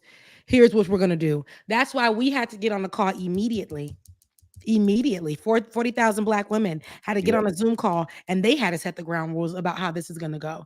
Because and I learned Jataka Edie, who is the one of the founders of the Win with Black Women, who's responsible for the 40,000 on the Zoom call. But I learned that 4 years ago, they got together in 2020 because of what they saw happening just from her running for vice president, her being Kamala Harris. They got together to figure out what they can do to protect her.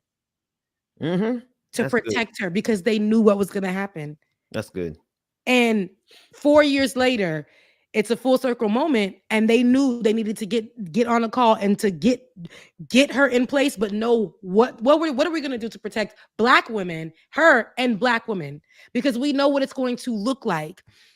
Black people under Donald Trump are not safe. Whether or not if you are not the one Black, like he wants to call y'all, my African American, if you're not the one African American, the one Black, you saw the ones that supported him, they end up dying or we never see them again. Getting teeth knocked out. Yeah, so and toothless. He's knocked out, toothless. He doesn't care about you no more. Getting thrown out on the lawn of the White House. Omarosa. I remember. Another man, I can't remember his name. The former boxer. That we covered, Herschel Walker. No, football player. That's Herschel Walker. Oh, football player. We haven't heard about why I say he's a former boxer, because I think he look like he got punched too many times. He does. But him, we haven't seen him since. All of these people. Candace Owens that tried to slide herself somewhere else after Fox, I believe, dropped her, or whoever dropped her. She tried to slide on over to all the Black community, selling us BS, and then dipping out and going back to where she came from. And let's be real, like there's a certain breed of Negro that is going to buy into it, that has bought into this. There's a good percentage of Black folks who ain't going to support Kamala because they buy into this. And you know what? I'm kind of glad that this election cycle has come around, because we are really seeing the parting. It's a division that's happening, and I think it's a good one. You have these folks over here who, one, they all hate women. Let's just, I got to start there. Like this group of people who are black folks, particularly who are attacking Kamala Harris, there's something they all have in common. They all hate women, and then they especially hate black women. But then there are people who just are just downright evil and insidious, and they don't care about anyone else. The type of people, Rebecca, who, and I keep bringing this back to COVID, but these are the folks who went and got the vaccine for themselves in Florida. Do you remember Ron DeSantis at the beginning of the pandemic? The priority for the vaccines went to white zip codes first. Mm-hmm. You had to go to a white community to get a vaccine first. Now, these are the same people who got the vaccines for themselves, but they're nasty enough to tell the rest of the world, don't get vaccines, right? This is the caliber of person that we're dealing with. Conspiracy theories. We're dealing with all these folks, and they're all finding each other. They're black, they're white, they're Asian, they're Indian, they're whatever. They're very diverse, but we needed to see those black folks amongst us who are just downright MAGA to their souls so that we can distance ourselves from them. I would much rather be around a multicultural group of folks, they ain't even got to be black, than to be around these black folks who buy in to MAGA. These black folks who buy into Donald Trump selling you golden sneakers, who buy into Donald Trump giving you these second-rate rappers and saying, oh, he's one of us, he's a hood conservative. All this, now y'all going over there. Y'all were never invited to the barbecue, the family reunion in the first place. Never. And that's why I ain't going to that cookout. And I'm gonna tell you why, because the cookout is full of cranberries and stuff, because them people that's on the other side was inviting them in secret, and then they started inviting them in out loud and then getting a check for it. And that's why I don't want that food no more. I'm out of that cookout. I'm not there anymore. I'm on this side of it, and that's the side of the people. And where we know we got to do the work, where we're holding each other accountable, where we're not acting like because we love somebody, we can't hold their hand and be like, hey sis, that's not a good wig. Okay. we're on that side of it. Oh my goodness. But I say that to say, pay attention and really armor yourselves, guys, with, there are going to be a lot of people that are going to come to you, which I've seen online, and try to mix up the words, throw them out there. My nephew came to me and said, I'm so, if we didn't, he got this from TikTok, and I had to get him together on how he's wording it. But something on TikTok told him Michelle Obama is responsible for kids not being able to have school lunches. My nephew is 11. They're starting earlier and earlier. Listen, they have a full-fledged campaign of convincing the young people that Donald Trump is something to like, and he's like a meme. He's a figure for them, and they know he's a little off, and he might be a little bad, but it's funny stuff, and it's stuff that they can laugh at. And so you have this whole campaign that's recruiting an entire generation of young folks, and we're gonna have to do, especially young boys. Young boys are under attack from this same campaign. We're going to have to deprogram these kids in a few years, or else they will be a voting bloc that has the mentality of MAGA, because they would have been raised by MAGA. Mm-hmm. And that's the saddest part about it. They are trying to get the kids early MAGA, and they will put in these babies' heads, doctrinate them with pure racism, send them off to school. And the schools are now matching those vibes by forcing these kids to learn or be taught some. I remember when there was that moment, because Ben, you remember this moment, because we had just got on, like it or not, and even during 2020, they started saying, you know what, let's teach the kids about LGBTQIA+. Let's do all of that. Immediately, they started blaming the LGBTQIA+ community for mass murders. Then they started banning books. Yeah. Then they started, and now they want to indoctrinate the children with stuff that ain't even.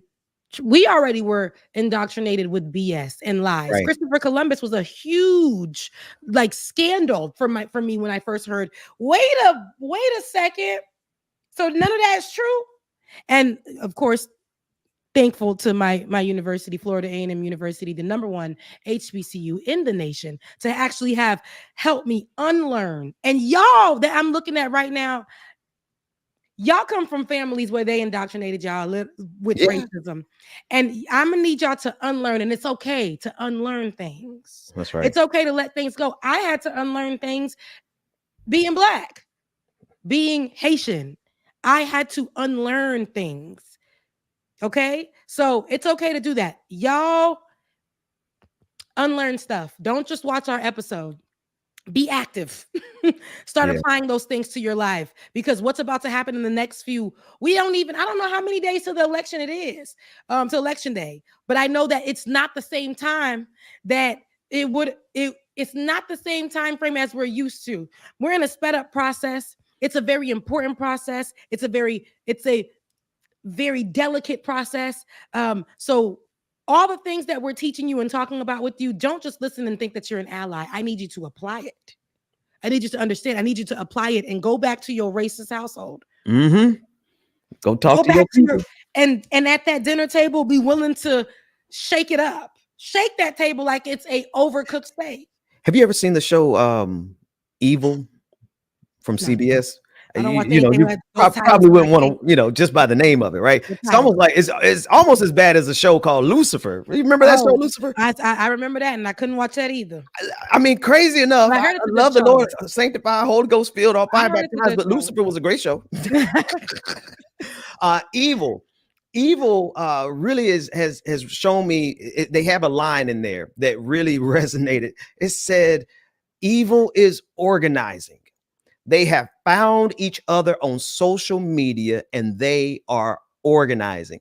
And that's what we're dealing with right now. The sickest and the most twisted, I don't want to say sickest, but the most twisted and the nastiest and the most demented people you have ever met in your life have now found each other online, and they're patting each other on the back, and they're saying, yeah, man, this is the right thing to do. Yeah, we need a civil war. Yeah, let's deport 10 million immigrants. Yeah, let's give cops immunity so they can kill more Black folks. And they're organizing with a lot of money behind them. And this is why we're having such a big fight. I was reading in the comment section where you literally have your average Joe white folks who are walking around here thinking and ready to go into a full-blown racial civil war because evil has organized at the highest levels through social media, and they've been spending millions and millions of dollars for the last 4 years convincing these white dudes that they need to get their guns and be ready for a racial civil war. Yeah, and that they are taking that in the literal sense. And they are getting ready for a racial civil war. But we got to this is why people don't understand why we walk around here. We got our own life anxiety and stress and all this stuff, but then we have to step outside and have to deal with this every single day. Just because you choose to live in a safer neighborhood, is it that safe? They say it's safe on paper, but your Black behind get up in that neighborhood. Is it safe for you? Yeah. I gotta deal with that. Funny, Rebecca, these dumb behind rappers, first of all, they're not even, I don't even know. I'm a hip hop head and I don't even know none of these rappers who are supporting Donald Trump. Like, where they come from? How many 50 Cent? They didn't go platinum, they went wood. 50 Cent. I mean, 50 Cent, but 50 Cent is a switch out, right? He came out first and said, I ain't gonna support Donald Trump, and then somebody wrote him a check, so he's gonna say it. But I'm talking about all these lower grade rappers that don't have enough money to avoid getting shot by the cops like 50 Cent. 50 Cent's well known enough to be able to avoid that kind of confrontation. But what blows me away is that you have an entire breed of Black folk who are literally the targets of MAGA. You are the target of MAGA and you support them? It's almost like, if I was as insidious and twisted as they are, I would want to sit back, watch them win, and watch every one of those rappers who support him get their head busted by the cops. And I'd be like, I'll give you my thoughts and prayers because you wanted it. You wanted it because it gave you 5 seconds of clout on the internet. And that's what I think about Candace Owens and a lot of people like her. And let me tell you something. For me, I'm in the forgiving business. There's room for everybody here. I haven't been the best myself. There are comments and beliefs that I had because I was indoctrinated. I had to unlearn. And I think that there is room for people, but people come here just waiting for that side to call them back, and they will run back to that side as if they're an addict, but they know it's the money. It's that they are willing to switch over, not because they believe in that thing. They understand what they're doing will not save them when they go to a gas station and are followed by the cops or whatever, it won't save them. You're still black. Okay. You're still black. But in this time, it's going to be a bit heightened. Not a bit. We know it's going to be heightened. And we know under any administration, it's going to be heightened because white folks ain't going to like it. They're not going to like it. And they're already being taught as this army is being created. The Trumpites are being created. When we always see the rallies that are being held, it's almost giving a white nationalist rally, KKK rallies. Yes. And they're openly saying, they're openly dog whistling so many different things that we know we can say, hold on, did he just call me an ER? He gonna pull up to my Mace calling them boys. Yep. And make sure y'all stay strapped type of vibes against black folks and to continue to keep America white. That's what it was giving. Make America white again. That's what it gives. And I said white with the H in front of the W because that's where they're coming from. You know it. And we got to protect ourselves. It's so sad that when I go to the grocery store, I got to think about the times that I'm going to the grocery store. I'm still getting those vibes at the grocery store. Under these times, we don't know what's going to happen, but we also want to know that we are creating safe space, safe futures, like our ancestors who were going through it didn't know that today would come, and it did. So we got to make sure we're on the right side of it, guys. There are people who are going to be misogynistic and say, because she's a woman, all these things are going to come into play. Literally. But that's also a part of a systemic thing. And it's also part of a racist thing. It's all in there. It's all tied up in everything that represents Donald Trump. That white woman sat on that white lady, whatever her name is, Machi, whoever, she sat at that table and carried over all of those misogynists. She's a woman, a white woman, but thought that because she got all these degrees to the knees that we needed to respect her over the vice president. Let's be motherfucking for real. And the funny thing is, it's just like these black folks who support MAGA, right, are going to find themselves the very demographic of Negro that is supporting MAGA. You are the targets of the cops. It's just like women supporting MAGA. They literally advocate for you not to be able to vote. They literally advocate for you not to be able to work, for you to have to stay at home. You actually have, in the state of Florida, Ron DeSantis made alimony more difficult. And there are so many MAGA women down here who are like, what am I going to do? I can't even get alimony now. Well, yeah, that was the whole point. They hate women. And you're finding there's a lot of black men who hate women too, so they buy into this. I heard this from some folks I know, that there's some black men that I know who ain't voting for Kamala because they don't believe that women should lead the country. I'm like, y'all are so dumb. Y'all are just on the next level of dumb, and you do rather deserve everything that MAGA would do to you. But I'm trying to raise kids here, so we're gonna have to beat them. I can't live in that where I want them to get what they've reap what they've sown. But at the end of the day, man, it really boils down to what you said. It is a level of male hatred of women. And then you have black folks who buy into that. And then they're buying also into the very cops that are going to beat you across the head with full immunity now. Mm-hmm. Mm-hmm. And having these type of conversations are tough. I ain't talking about white folks. Y'all got a job to do. Make sure you have the conversations at your table. But I'm talking about with black folks, talking to your cousin and them, and they like, well, Dr. Umar did say, and I'm like, hold on now. Okay. He did say that and he's correct about this, but he was wrong about this. Come on. I was having a conversation with somebody over the phone and he's like, so what you trying to tell me? These are the people that start. I'm like, I actually cover this stuff every single day. I read the articles. When I don't understand something, I have to go find the video of that person. And while I chuckle and laugh at Dr. Umar because I think he's funny, this man is a psychologist and he gets you guys off of that. He can literally say a whole bunch of stuff, get all in your heads and y'all go with it. That's what he's an expert as. Y'all take, because he says big old words and says it in a poetic manner, that whatever he's saying is Bible. And there are so many things that people can say in just the Breakfast Club interview where he said amazing things, but he also got some things wrong. People just think that because those things were amazing, they can stick with that. No, it is very problematic in our community, because those type of people will come in with that misogynistic verbiage and utilize that when you're trying to tell them that this is our only option right now. Why are you are you gonna vote? I had to tell him, hey, why are you saying all this, Dr. Umar? And here you go. The first thing that I heard was, but what she did to all them black men, incarcerated them.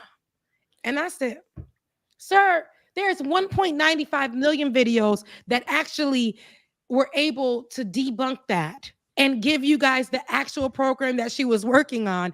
I'm not saying she was perfect, because I don't like no kind of cop. But what I'm telling you is that is a lie. And the program that she actually created in the Biden administration actually is for, incarcerated folks, and to help. You gotta go. It was 59 black dudes that got arrested, that got charged under her entire term for drugs, for I think for weed. 59. Right. But they turned that into thousands. Oh, and for years they just said she arrested thousands of black men. Hundreds of thousands. 59. And it was 59. And there was a program that she created to help reduce, or try to help reduce that, to try to figure out, I don't know. And I had to tell him that. He's like, but so you saying, let me not do that, because I'm not gonna do this accent. He's gonna know I'm out here doing that. But he's like, so you saying, he's like, you started to reveal the I started to reveal. He's like, so you saying that, so she did. So you do agree with, can she put a program? No, I'm telling you that under her, you are trying to, you literally are telling me a talking point that Dr. Umar said, but I'm telling you that it was wrong because here and here and here. So you saying that you don't believe that black men should not be incarcerated? Oh my God. That is not what I said. Oh, you know what, Rebecca? I'm glad about it, though. You know I'm glad about it because it shows you who they really are. It shows you the level of their thinking. It says that this is the cap of their thinking. This is as far as they have allowed themselves to intellectually grow, and they built a monument around ignorance, and they're living out loud and proud in their ignorance. That's a person you don't need to be around anyway. And I'm not. And this phone call just happened to be something I picked up, and I shouldn't have. I said, oh, the past is calling. Sometimes you got to leave the past in the past, because then that ignorance. Oh, you said past. I thought you said pastor. I said, oh, he's a pastor. No, not the pastor. The past is calling. Okay. I do love, though. I was listening. I was watching, because I've been watching Smokey Norfolk lately, because it's been that preacher's been doing his thing. My wife watches him every day. Yeah. Oh, really? Really? Oh, see, right? See, that man, I love when you don't got it. It's just you and the mic. Yeah. I love when it's just you and the mic. I ain't talking about Mike Todd, but I said, I just love when you in the microphone. All of the theatrics, my actual pastor here is very theatrical. Love him, mean it. But sometimes I just need the word. And Smokey Norfolk had the audacity on this, I think this past Sunday, I want to say. Time to fight. To actually rally his church up in a way where he backed it up with the word. A lot of people are afraid right now, even in the church, to rally up, because he's usually somebody that says, we're not going to politic in the church. But on this day, and for such a time as this, he sees what's going on. And he said, oh no, let me go to scripture and get some help on this. Scripture said it's right here in the word. Now take it to your church. And he did.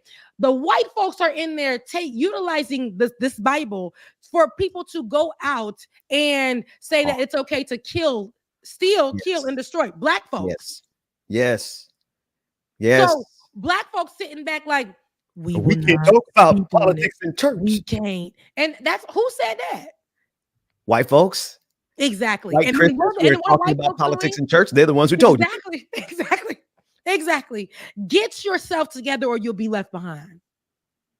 Literally. Oh, and I hate that it's such a big percentage of black folks. I mean, it's not a big percentage. You're talking about like maybe 20% of black folks. That's just 20% too much for me. I thought we were better than that. I thought we were at least 99% understanding of what's happening in the world. But you got about 20% of black folks who really have capped out their intellectual capacity, because somewhere to some barbershop or some beauty salon or somebody's YouTube video. Yeah, you know what? Let me stop my thought. It is the fact that there are millions of dollars being spent right now pushing these YouTube videos from like people like Officer Tatum, from Candace Owens, from the Hodge twins. They put a black and you notice interracial marriage is quite fine with me.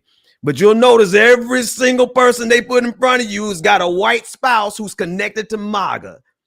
From Candace Owens to the Hodge twins to Officer Tatum, and they are pushing this in the black community. And so now you have a whole lot of black folks who've done nothing but listen to these devils, these black devils, for the last 4 years. And now they're saying, oh, we can't have a woman president. No, now that's where the line is drawn. At first they were saying Donald Trump ain't for the black people. Look what that man is saying.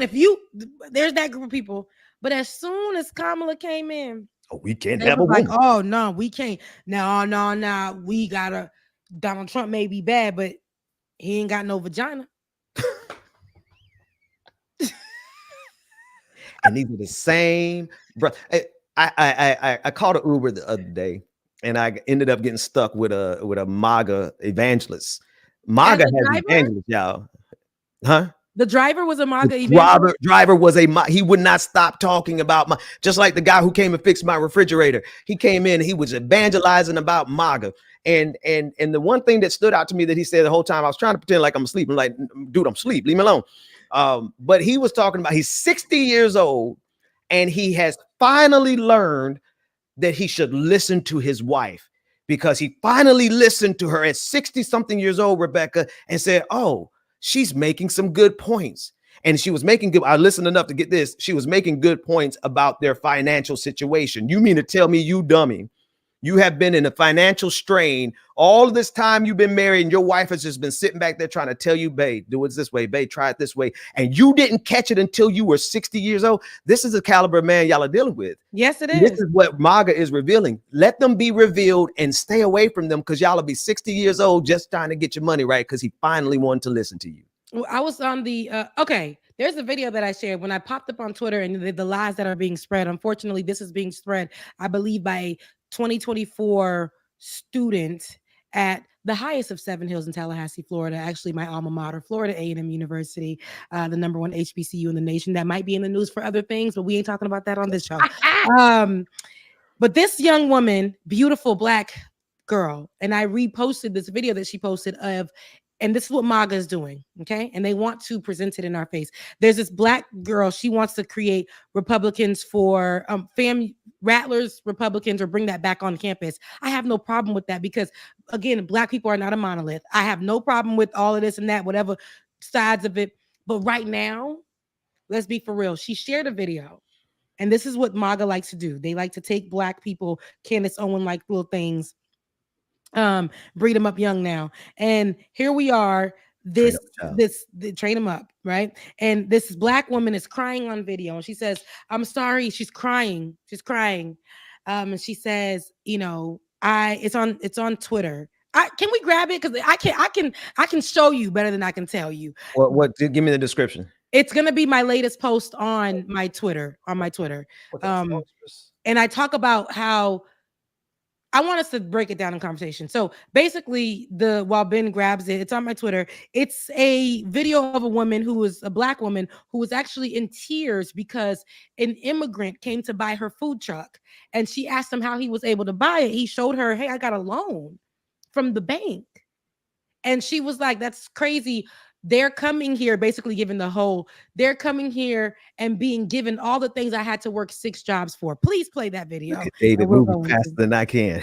Well, I thought David was gone. There he go. He's right here. Thank you, David.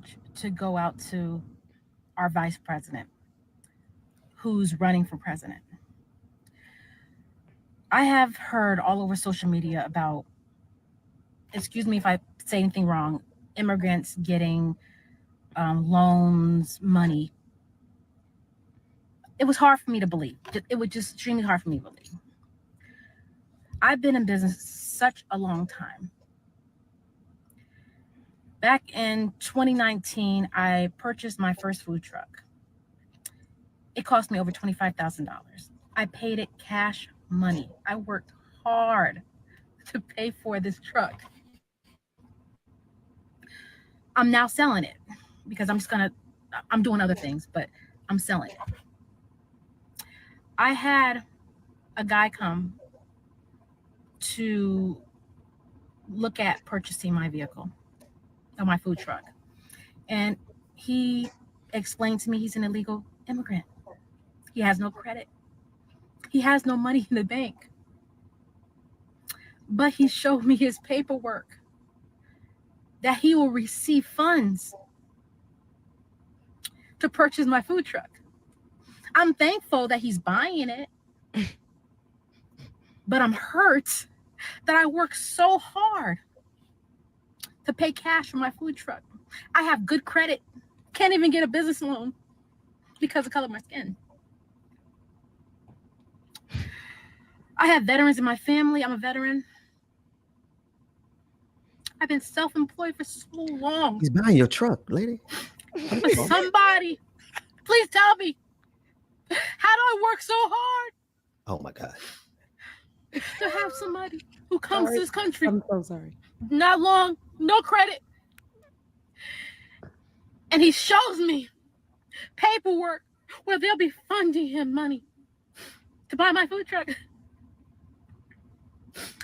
And when I talked to the bank, they told me usually they have to go straight to a dealership because I'm a private sale. But for special circumstances, they're going to, they allow it. But I need my president to tell me why I worked so hard all these years, all these decades. Couldn't get a business loan, but I bust my ass to get the money to create my business. And we got immigrants coming here. And they're getting money. Money! We're doing You trying to make her cry so hard? But just being It's the effort it's is not crazy. right, and I want answers. You got the check. First of all, you're selling your truck. One, be grateful that you're able to sell the truck. You know how many folks can't get rid of their food truck lined up all down the street in this city that I live in. Yes. Yes, I Ben. need this message. And here's the thing: the girl that posted it again, I don't want to give her no, but she is a FAMU, and again, freedom. But it's what she said. She says when she posted, she said, "I can see her tears in this. I can feel her heart. I can feel it." The comment section went absolutely, oh my God. She starts and she says this. She said this video is for the vice president. She didn't say it's for the president. She didn't say it's because of the previous president. She didn't say it's for the banks. She didn't say it's for the banks. I had to chime in and say, hey, lady, let me say this. I worked for the popular bank of the nation. Okay? And that bank, I know, I worked in a department where it had to be loans given to businesses that were mostly given to, these loans were mostly, or we were calling to collect from mostly immigrant people. Okay. And they were Hispanic mostly. And I said, when I looked at the terms on their original loans, these are loans that they were giving them, and they were astronomically high APRs and the lowest loan you can think of. But for an immigrant, getting that opportunity is such a huge thing to them to start their business crazy interest or whatever. Rate. So then they prey on these people. After that, the fear mongering that goes into what because of rules now, they can't do that anymore the way they used to. But these people used to get calls and say, you're going to go to jail. We're going to send you back to your country. The people that I work with told me how they used to use cell phones and call these people and tell them all these type of things, fear mongering. And they will do that to literally get their money back. But they will allow other people. And again, I've seen it. I've been looking at the difference between how they do the business loans and how they do with the Hispanics. And mind you, they will tell them to bank with them, this particular bank. And then once you don't pay, they will take your money. Yes. And your property and your possession. They will take everything from you. And I've literally seen it. These people will be calling and said, and mind you, I would see their history. These people will pay every year for the last 25 years. But this one year when they went into a hardship, they got it got crazy for them. The bank was like, hell, I don't care. I don't care how long you've been with us, 25 years to 50 years. There's a man that was on his deathbed, y'all. They wanted that money. He said, I just don't. He told me he was going to try to get it. And he said, I don't have long to live. I lost my wife a month ago. I don't have, and don't, y'all, I had to do that. And I had to make my own rules. And they were saying, oh, you can't do that. You can't. I'm like, no, you're a scammy ass bank. You are scamming folks because they're immigrants. And then this type of rhetoric right here, she started out again. She said this message is for the vice president who is running for president. Why is it particularly to only Kamala Harris? Right. Why? Right. Why? So this lets me know this right here is some kind of propaganda. Again, propaganda, definitely sent from the Blacks for Trump type of vibes. Right. Because your food truck is being bought, my good sis, and the tiers that you're pushing at the end of it, it doesn't give me anything. Because I'm still trying to understand. You have opportunity. You worked your behind off to get the truck.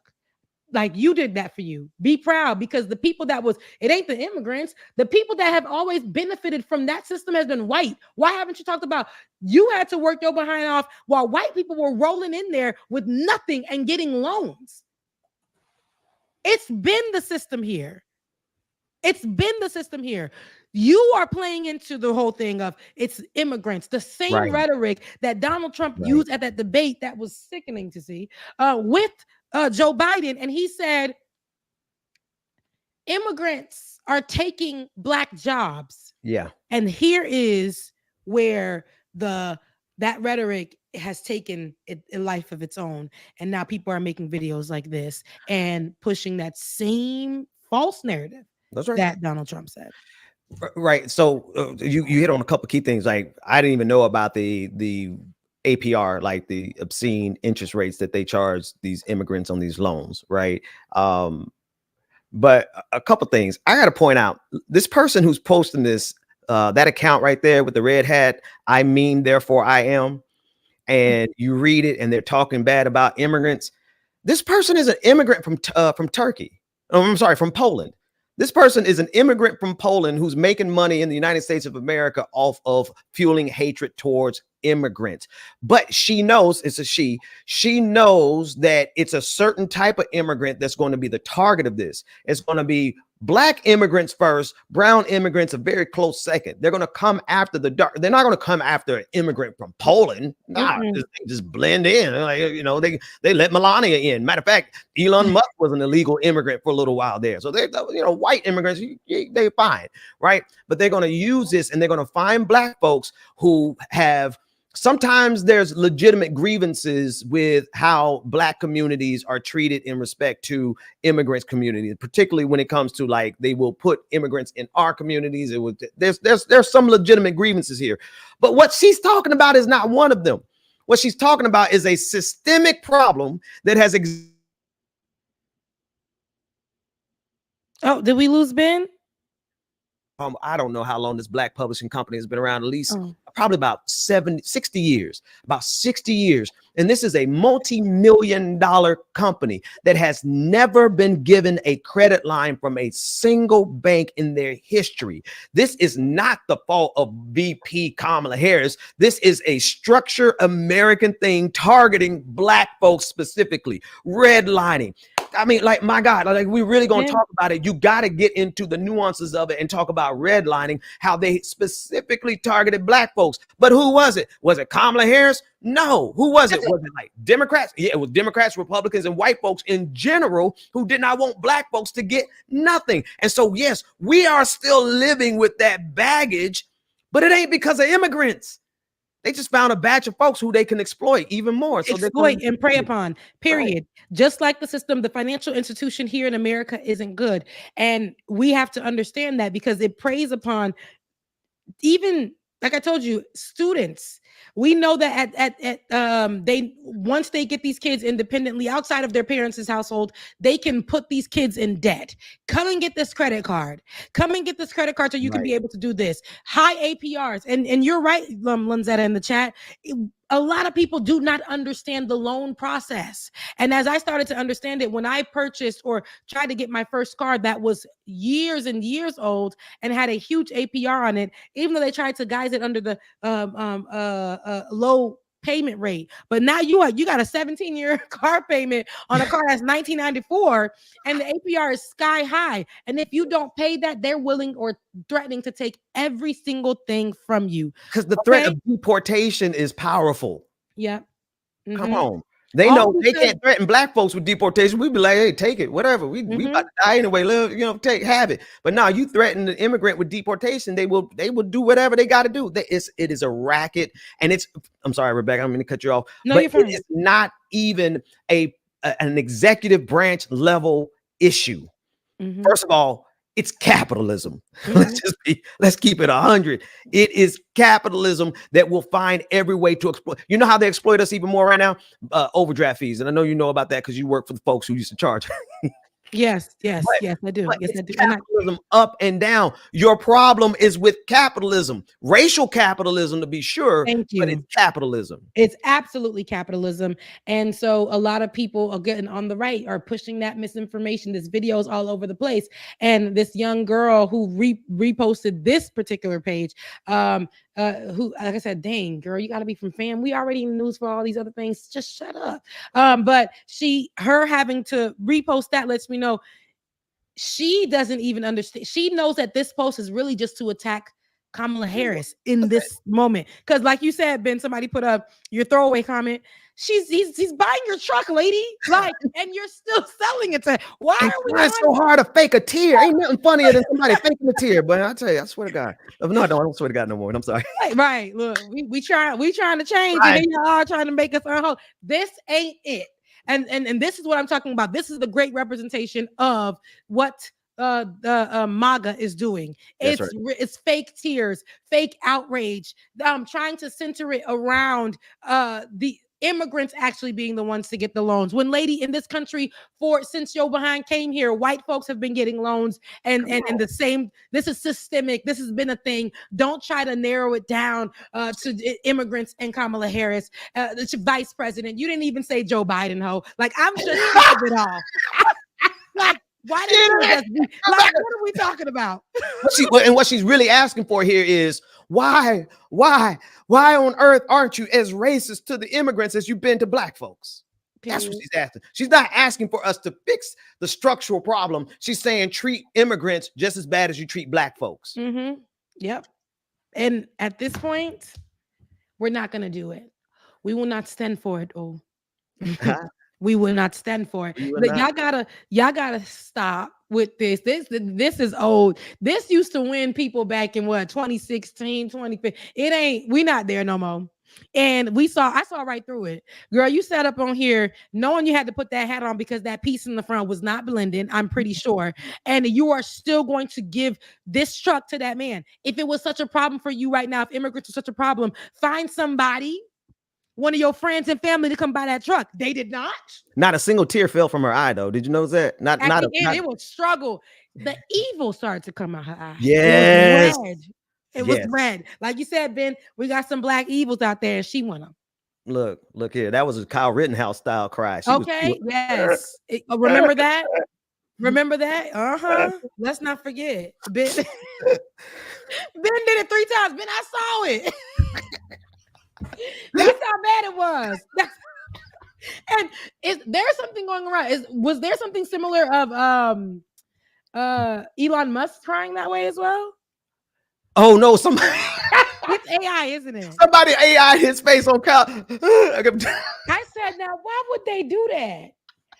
It looked so real. I said, now what? Why is he? Look, here go me. Here I go, acting like I'm a Facebook old lady. Now, why he crying? Why he in court? She did give me some. There's some vibes coming off that video that ain't holy. It's not. Get out of here. Anywho, we're at the end of the show. I wanted to go into more things, but we're gonna have to wait until next Saturday because the story that I want to go into is pretty evergreen. We're at the end of the show. I hope that if you guys are watching right now, that means that you really was vibing with us. We took you guys through a roller coaster of emotions, but we definitely I hope that we taught you some lessons on how we gonna gear up for this thing. We need to gear up for this thing. It's not about getting a Black woman in office. It's about getting this Black woman in office. She's our only option. But not only that she's our only option, she has been showing up. She has been showing up. So I know a lot of you guys are trying to keep the tally of when the wrongs were, but there were a lot of rights. And on the right, there are a lot of wrongs. Donald Trump has nothing to offer you. And I hope that you can understand that, because next Saturday we will be back to tell you guys how he has nothing to offer you with another story of another loser on the internet providing you misinformation. We'll be right here to let y'all know what is wrong and what is right. Because at the end of the day, when November gets here, I want y'all to know, like it or not, was on the right side of it. Not only because we wanted to be on the right, it doesn't pay us to be on the right. I need y'all to know it does not pay us to be on the right side of it. Oh my gosh, we tap into MAGA. Oh my God, we tapped into MAGA money. We both be millionaires already. I'd be like, see ya. You know what I'm saying? I will go ahead and gladly get my bob stiff. Y'all saw the way I had that movement on my first episode of Shades of Good News. I'll be gladly going to get that Candace Owens bob. There it is, David. Okay. So at the end of the day, we're here because we know that our lives depend on it. That's crazy. I thought it was so real, and my eyes could not understand what I was saying. AI is dangerous, y'all. AI is dangerous, y'all. AI is dangerous. She cried just about as good as Kyle. Look at that. She was doing that same energy. She same was. Trainer. Ben, you're actually right. I see it. It's a lot. Love you guys so much. Yeah, we're at the end of the show, and I always love being here. I think Saturdays are really my it's a good spot for me to unwind and come here and have our chats and get into politics. Every time I want to run from it, every time I want to put my running shoes on, this show is my favorite. It's my favorite to do. It's my favorite to be on. As you've been on a lot of great platforms. You've done a lot of great things. But here, I'm ready to retire from politics. And I listen, and it's all right. And I can still have the conversations, but definitely I want to focus on Shades of Good News because politics drains me. But I know right now ain't nobody holding it down like we do. Yeah, no, we're gonna do it till we gotta stop, until the wheels fall off. I ain't gonna be here forever. Well, he said, Black queens forever, snow bunnies never. What? You quoting Umar? Dr. Umar. No, but y'all, listen, I love being here. I love being here on Saturday mornings. It's refreshing, and I hope that you guys love it too. And if you do, you already know what to do. Head over to patreon.com/like-it-or-not. Patreon.com/like-it-or-not. Unfortunately, I'm not monetized on my page any longer. I'm not monetized on my page any longer or right now up until October. They gave me a date of October to reapply for monetization. And I wanted y'all to know, if you would like to give to your good sister, you already know where to be at. That's at Becca's Voice on Cash App. That's Becca's Voice on Cash App. I am now doing this full time. So this is my only form of income. So y'all, support Becca's Voice on Cash App, Rebecca Azor at gmail.com, on Zelle and PayPal. That is my whole government email because they already given STDs to everybody's Social Security. We are STDs. The STDs got our stuff. The criminals online. They broke into our stuff. Our information is out there. People know where I live. Don't know where I live. That's why I try to mix it up online. Everything is out there, so you might as well have my email. So it's RebeccaZora@gmail.com for all the things. And I really appreciate you guys for the first watch on Shades of Good News. I really do. I didn't know that the support was going to be organically authentic like that, but y'all love me. Y'all really do. And I really appreciate that. Like, I'm grateful for that. Continue to support. And I don't know. It was such a full circle moment for me when I saw that. So that was good. That's great, Rebecca. One thing, I just want to, if you're going to sign up on Patreon, if you have an iPhone, don't use the iOS app. This only applies to new signups, not people that are currently patrons. But you can access the Patreon app after signing up, but use the browser or go on a computer and sign up. Apple is now charging 30%, $4 for signups in the Patreon iOS app, and it either comes out of the creators portion or it gets charged onto the new member. And yeah, so more times than not, for our accounts, unfortunately, I we barely get anything anyway after the percentage. So to avoid getting charged $4, go onto the website if you're an Apple user. Yes, Apple. That's why you can't play Fortnite on Apple devices. They got to get that 30%.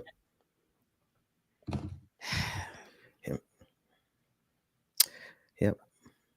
Well, Apple is that's something for another day. No, I just read this comment. Somebody tried to check me, said, I also worked for a popular credit union. I said a bank. I didn't say a credit union. And if you actually worked for a bank, you would if you actually worked for a bank, everybody knows I did.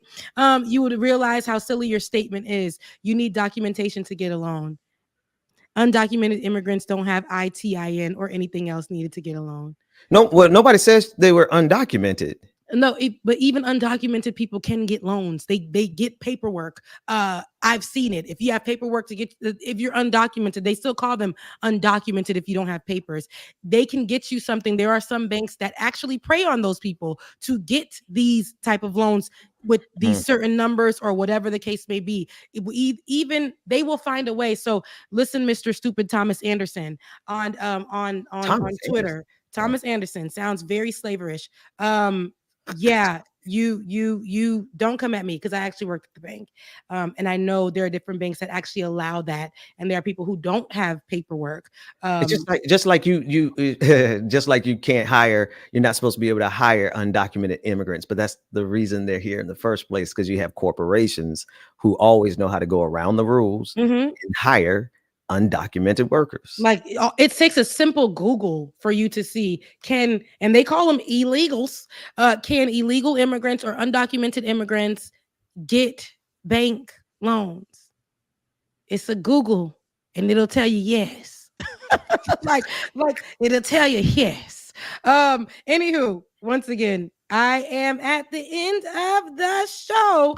I love you guys. Please donate to your girl. I'll see you, Ben, next Saturday. Oh, Ben, yeah. Don't you have sermons that you do on Sunday? I actually want to catch one of them. Yeah, man. I'll be preaching. But I'm not preaching tomorrow. I'm taking tomorrow off because I'm trying to get this workout that I've been working on for 4 years. Okay, no, absolutely. Yeah, absolutely. Yeah. I got some stuff. I haven't put none online yet, but I got a whole database of sermons. Your wife had actually sent me a quote that she said, and I actually was using it that day. Because one thing about me, if the quote was good, I'm gonna say it, and I can't remember it now because I need to do some memory exercise. She told me you use it, and I can't remember what it was either. And I can't, but it was good. I said that is so good, and she said she had to send me that particular day that you preached. But it was so good. I said, oh, that's good right there. That's good, Jada. He said that's good. I use that for my day actually. But I've been using your quote. I know we got to go, but your quote, I just gave it to Jada yesterday. If I have no control over it, if it's out of your hands, it should be out of your hands. It could be out of your mind. If you have the right to have it out of your mind. Yep. Yeah. The Lord be putting those things on our spirits or allowing me to listen to music, and I'd be like, that's a good song. Look, they preaching over there. And he will use even a rock to cry out. And I'm gonna listen. All right, Letterhack, thanks for popping in, but we about to leave. He gave you a shout out earlier, Letterhack at the top of the show. Yep. Look, we gave you your flowers earlier, but it's time to go. I love you guys again. Mean it. I will see you guys next Saturday. I love you. Mean it. Bye. It's time for Like It or Not. It's going to be for us and by us here on this platform when the media is telling us to look the other way. Your support is what helps us move forward. Join patreon.com/like it or not. Help us grow. Like it or not, y'all. 2023. Y'all know what time it is. It's time for Like It or Not. We're back to us. Let's start this damn show. Yes, it's time for Like It or Not. We're back to us. Let's start this damn show.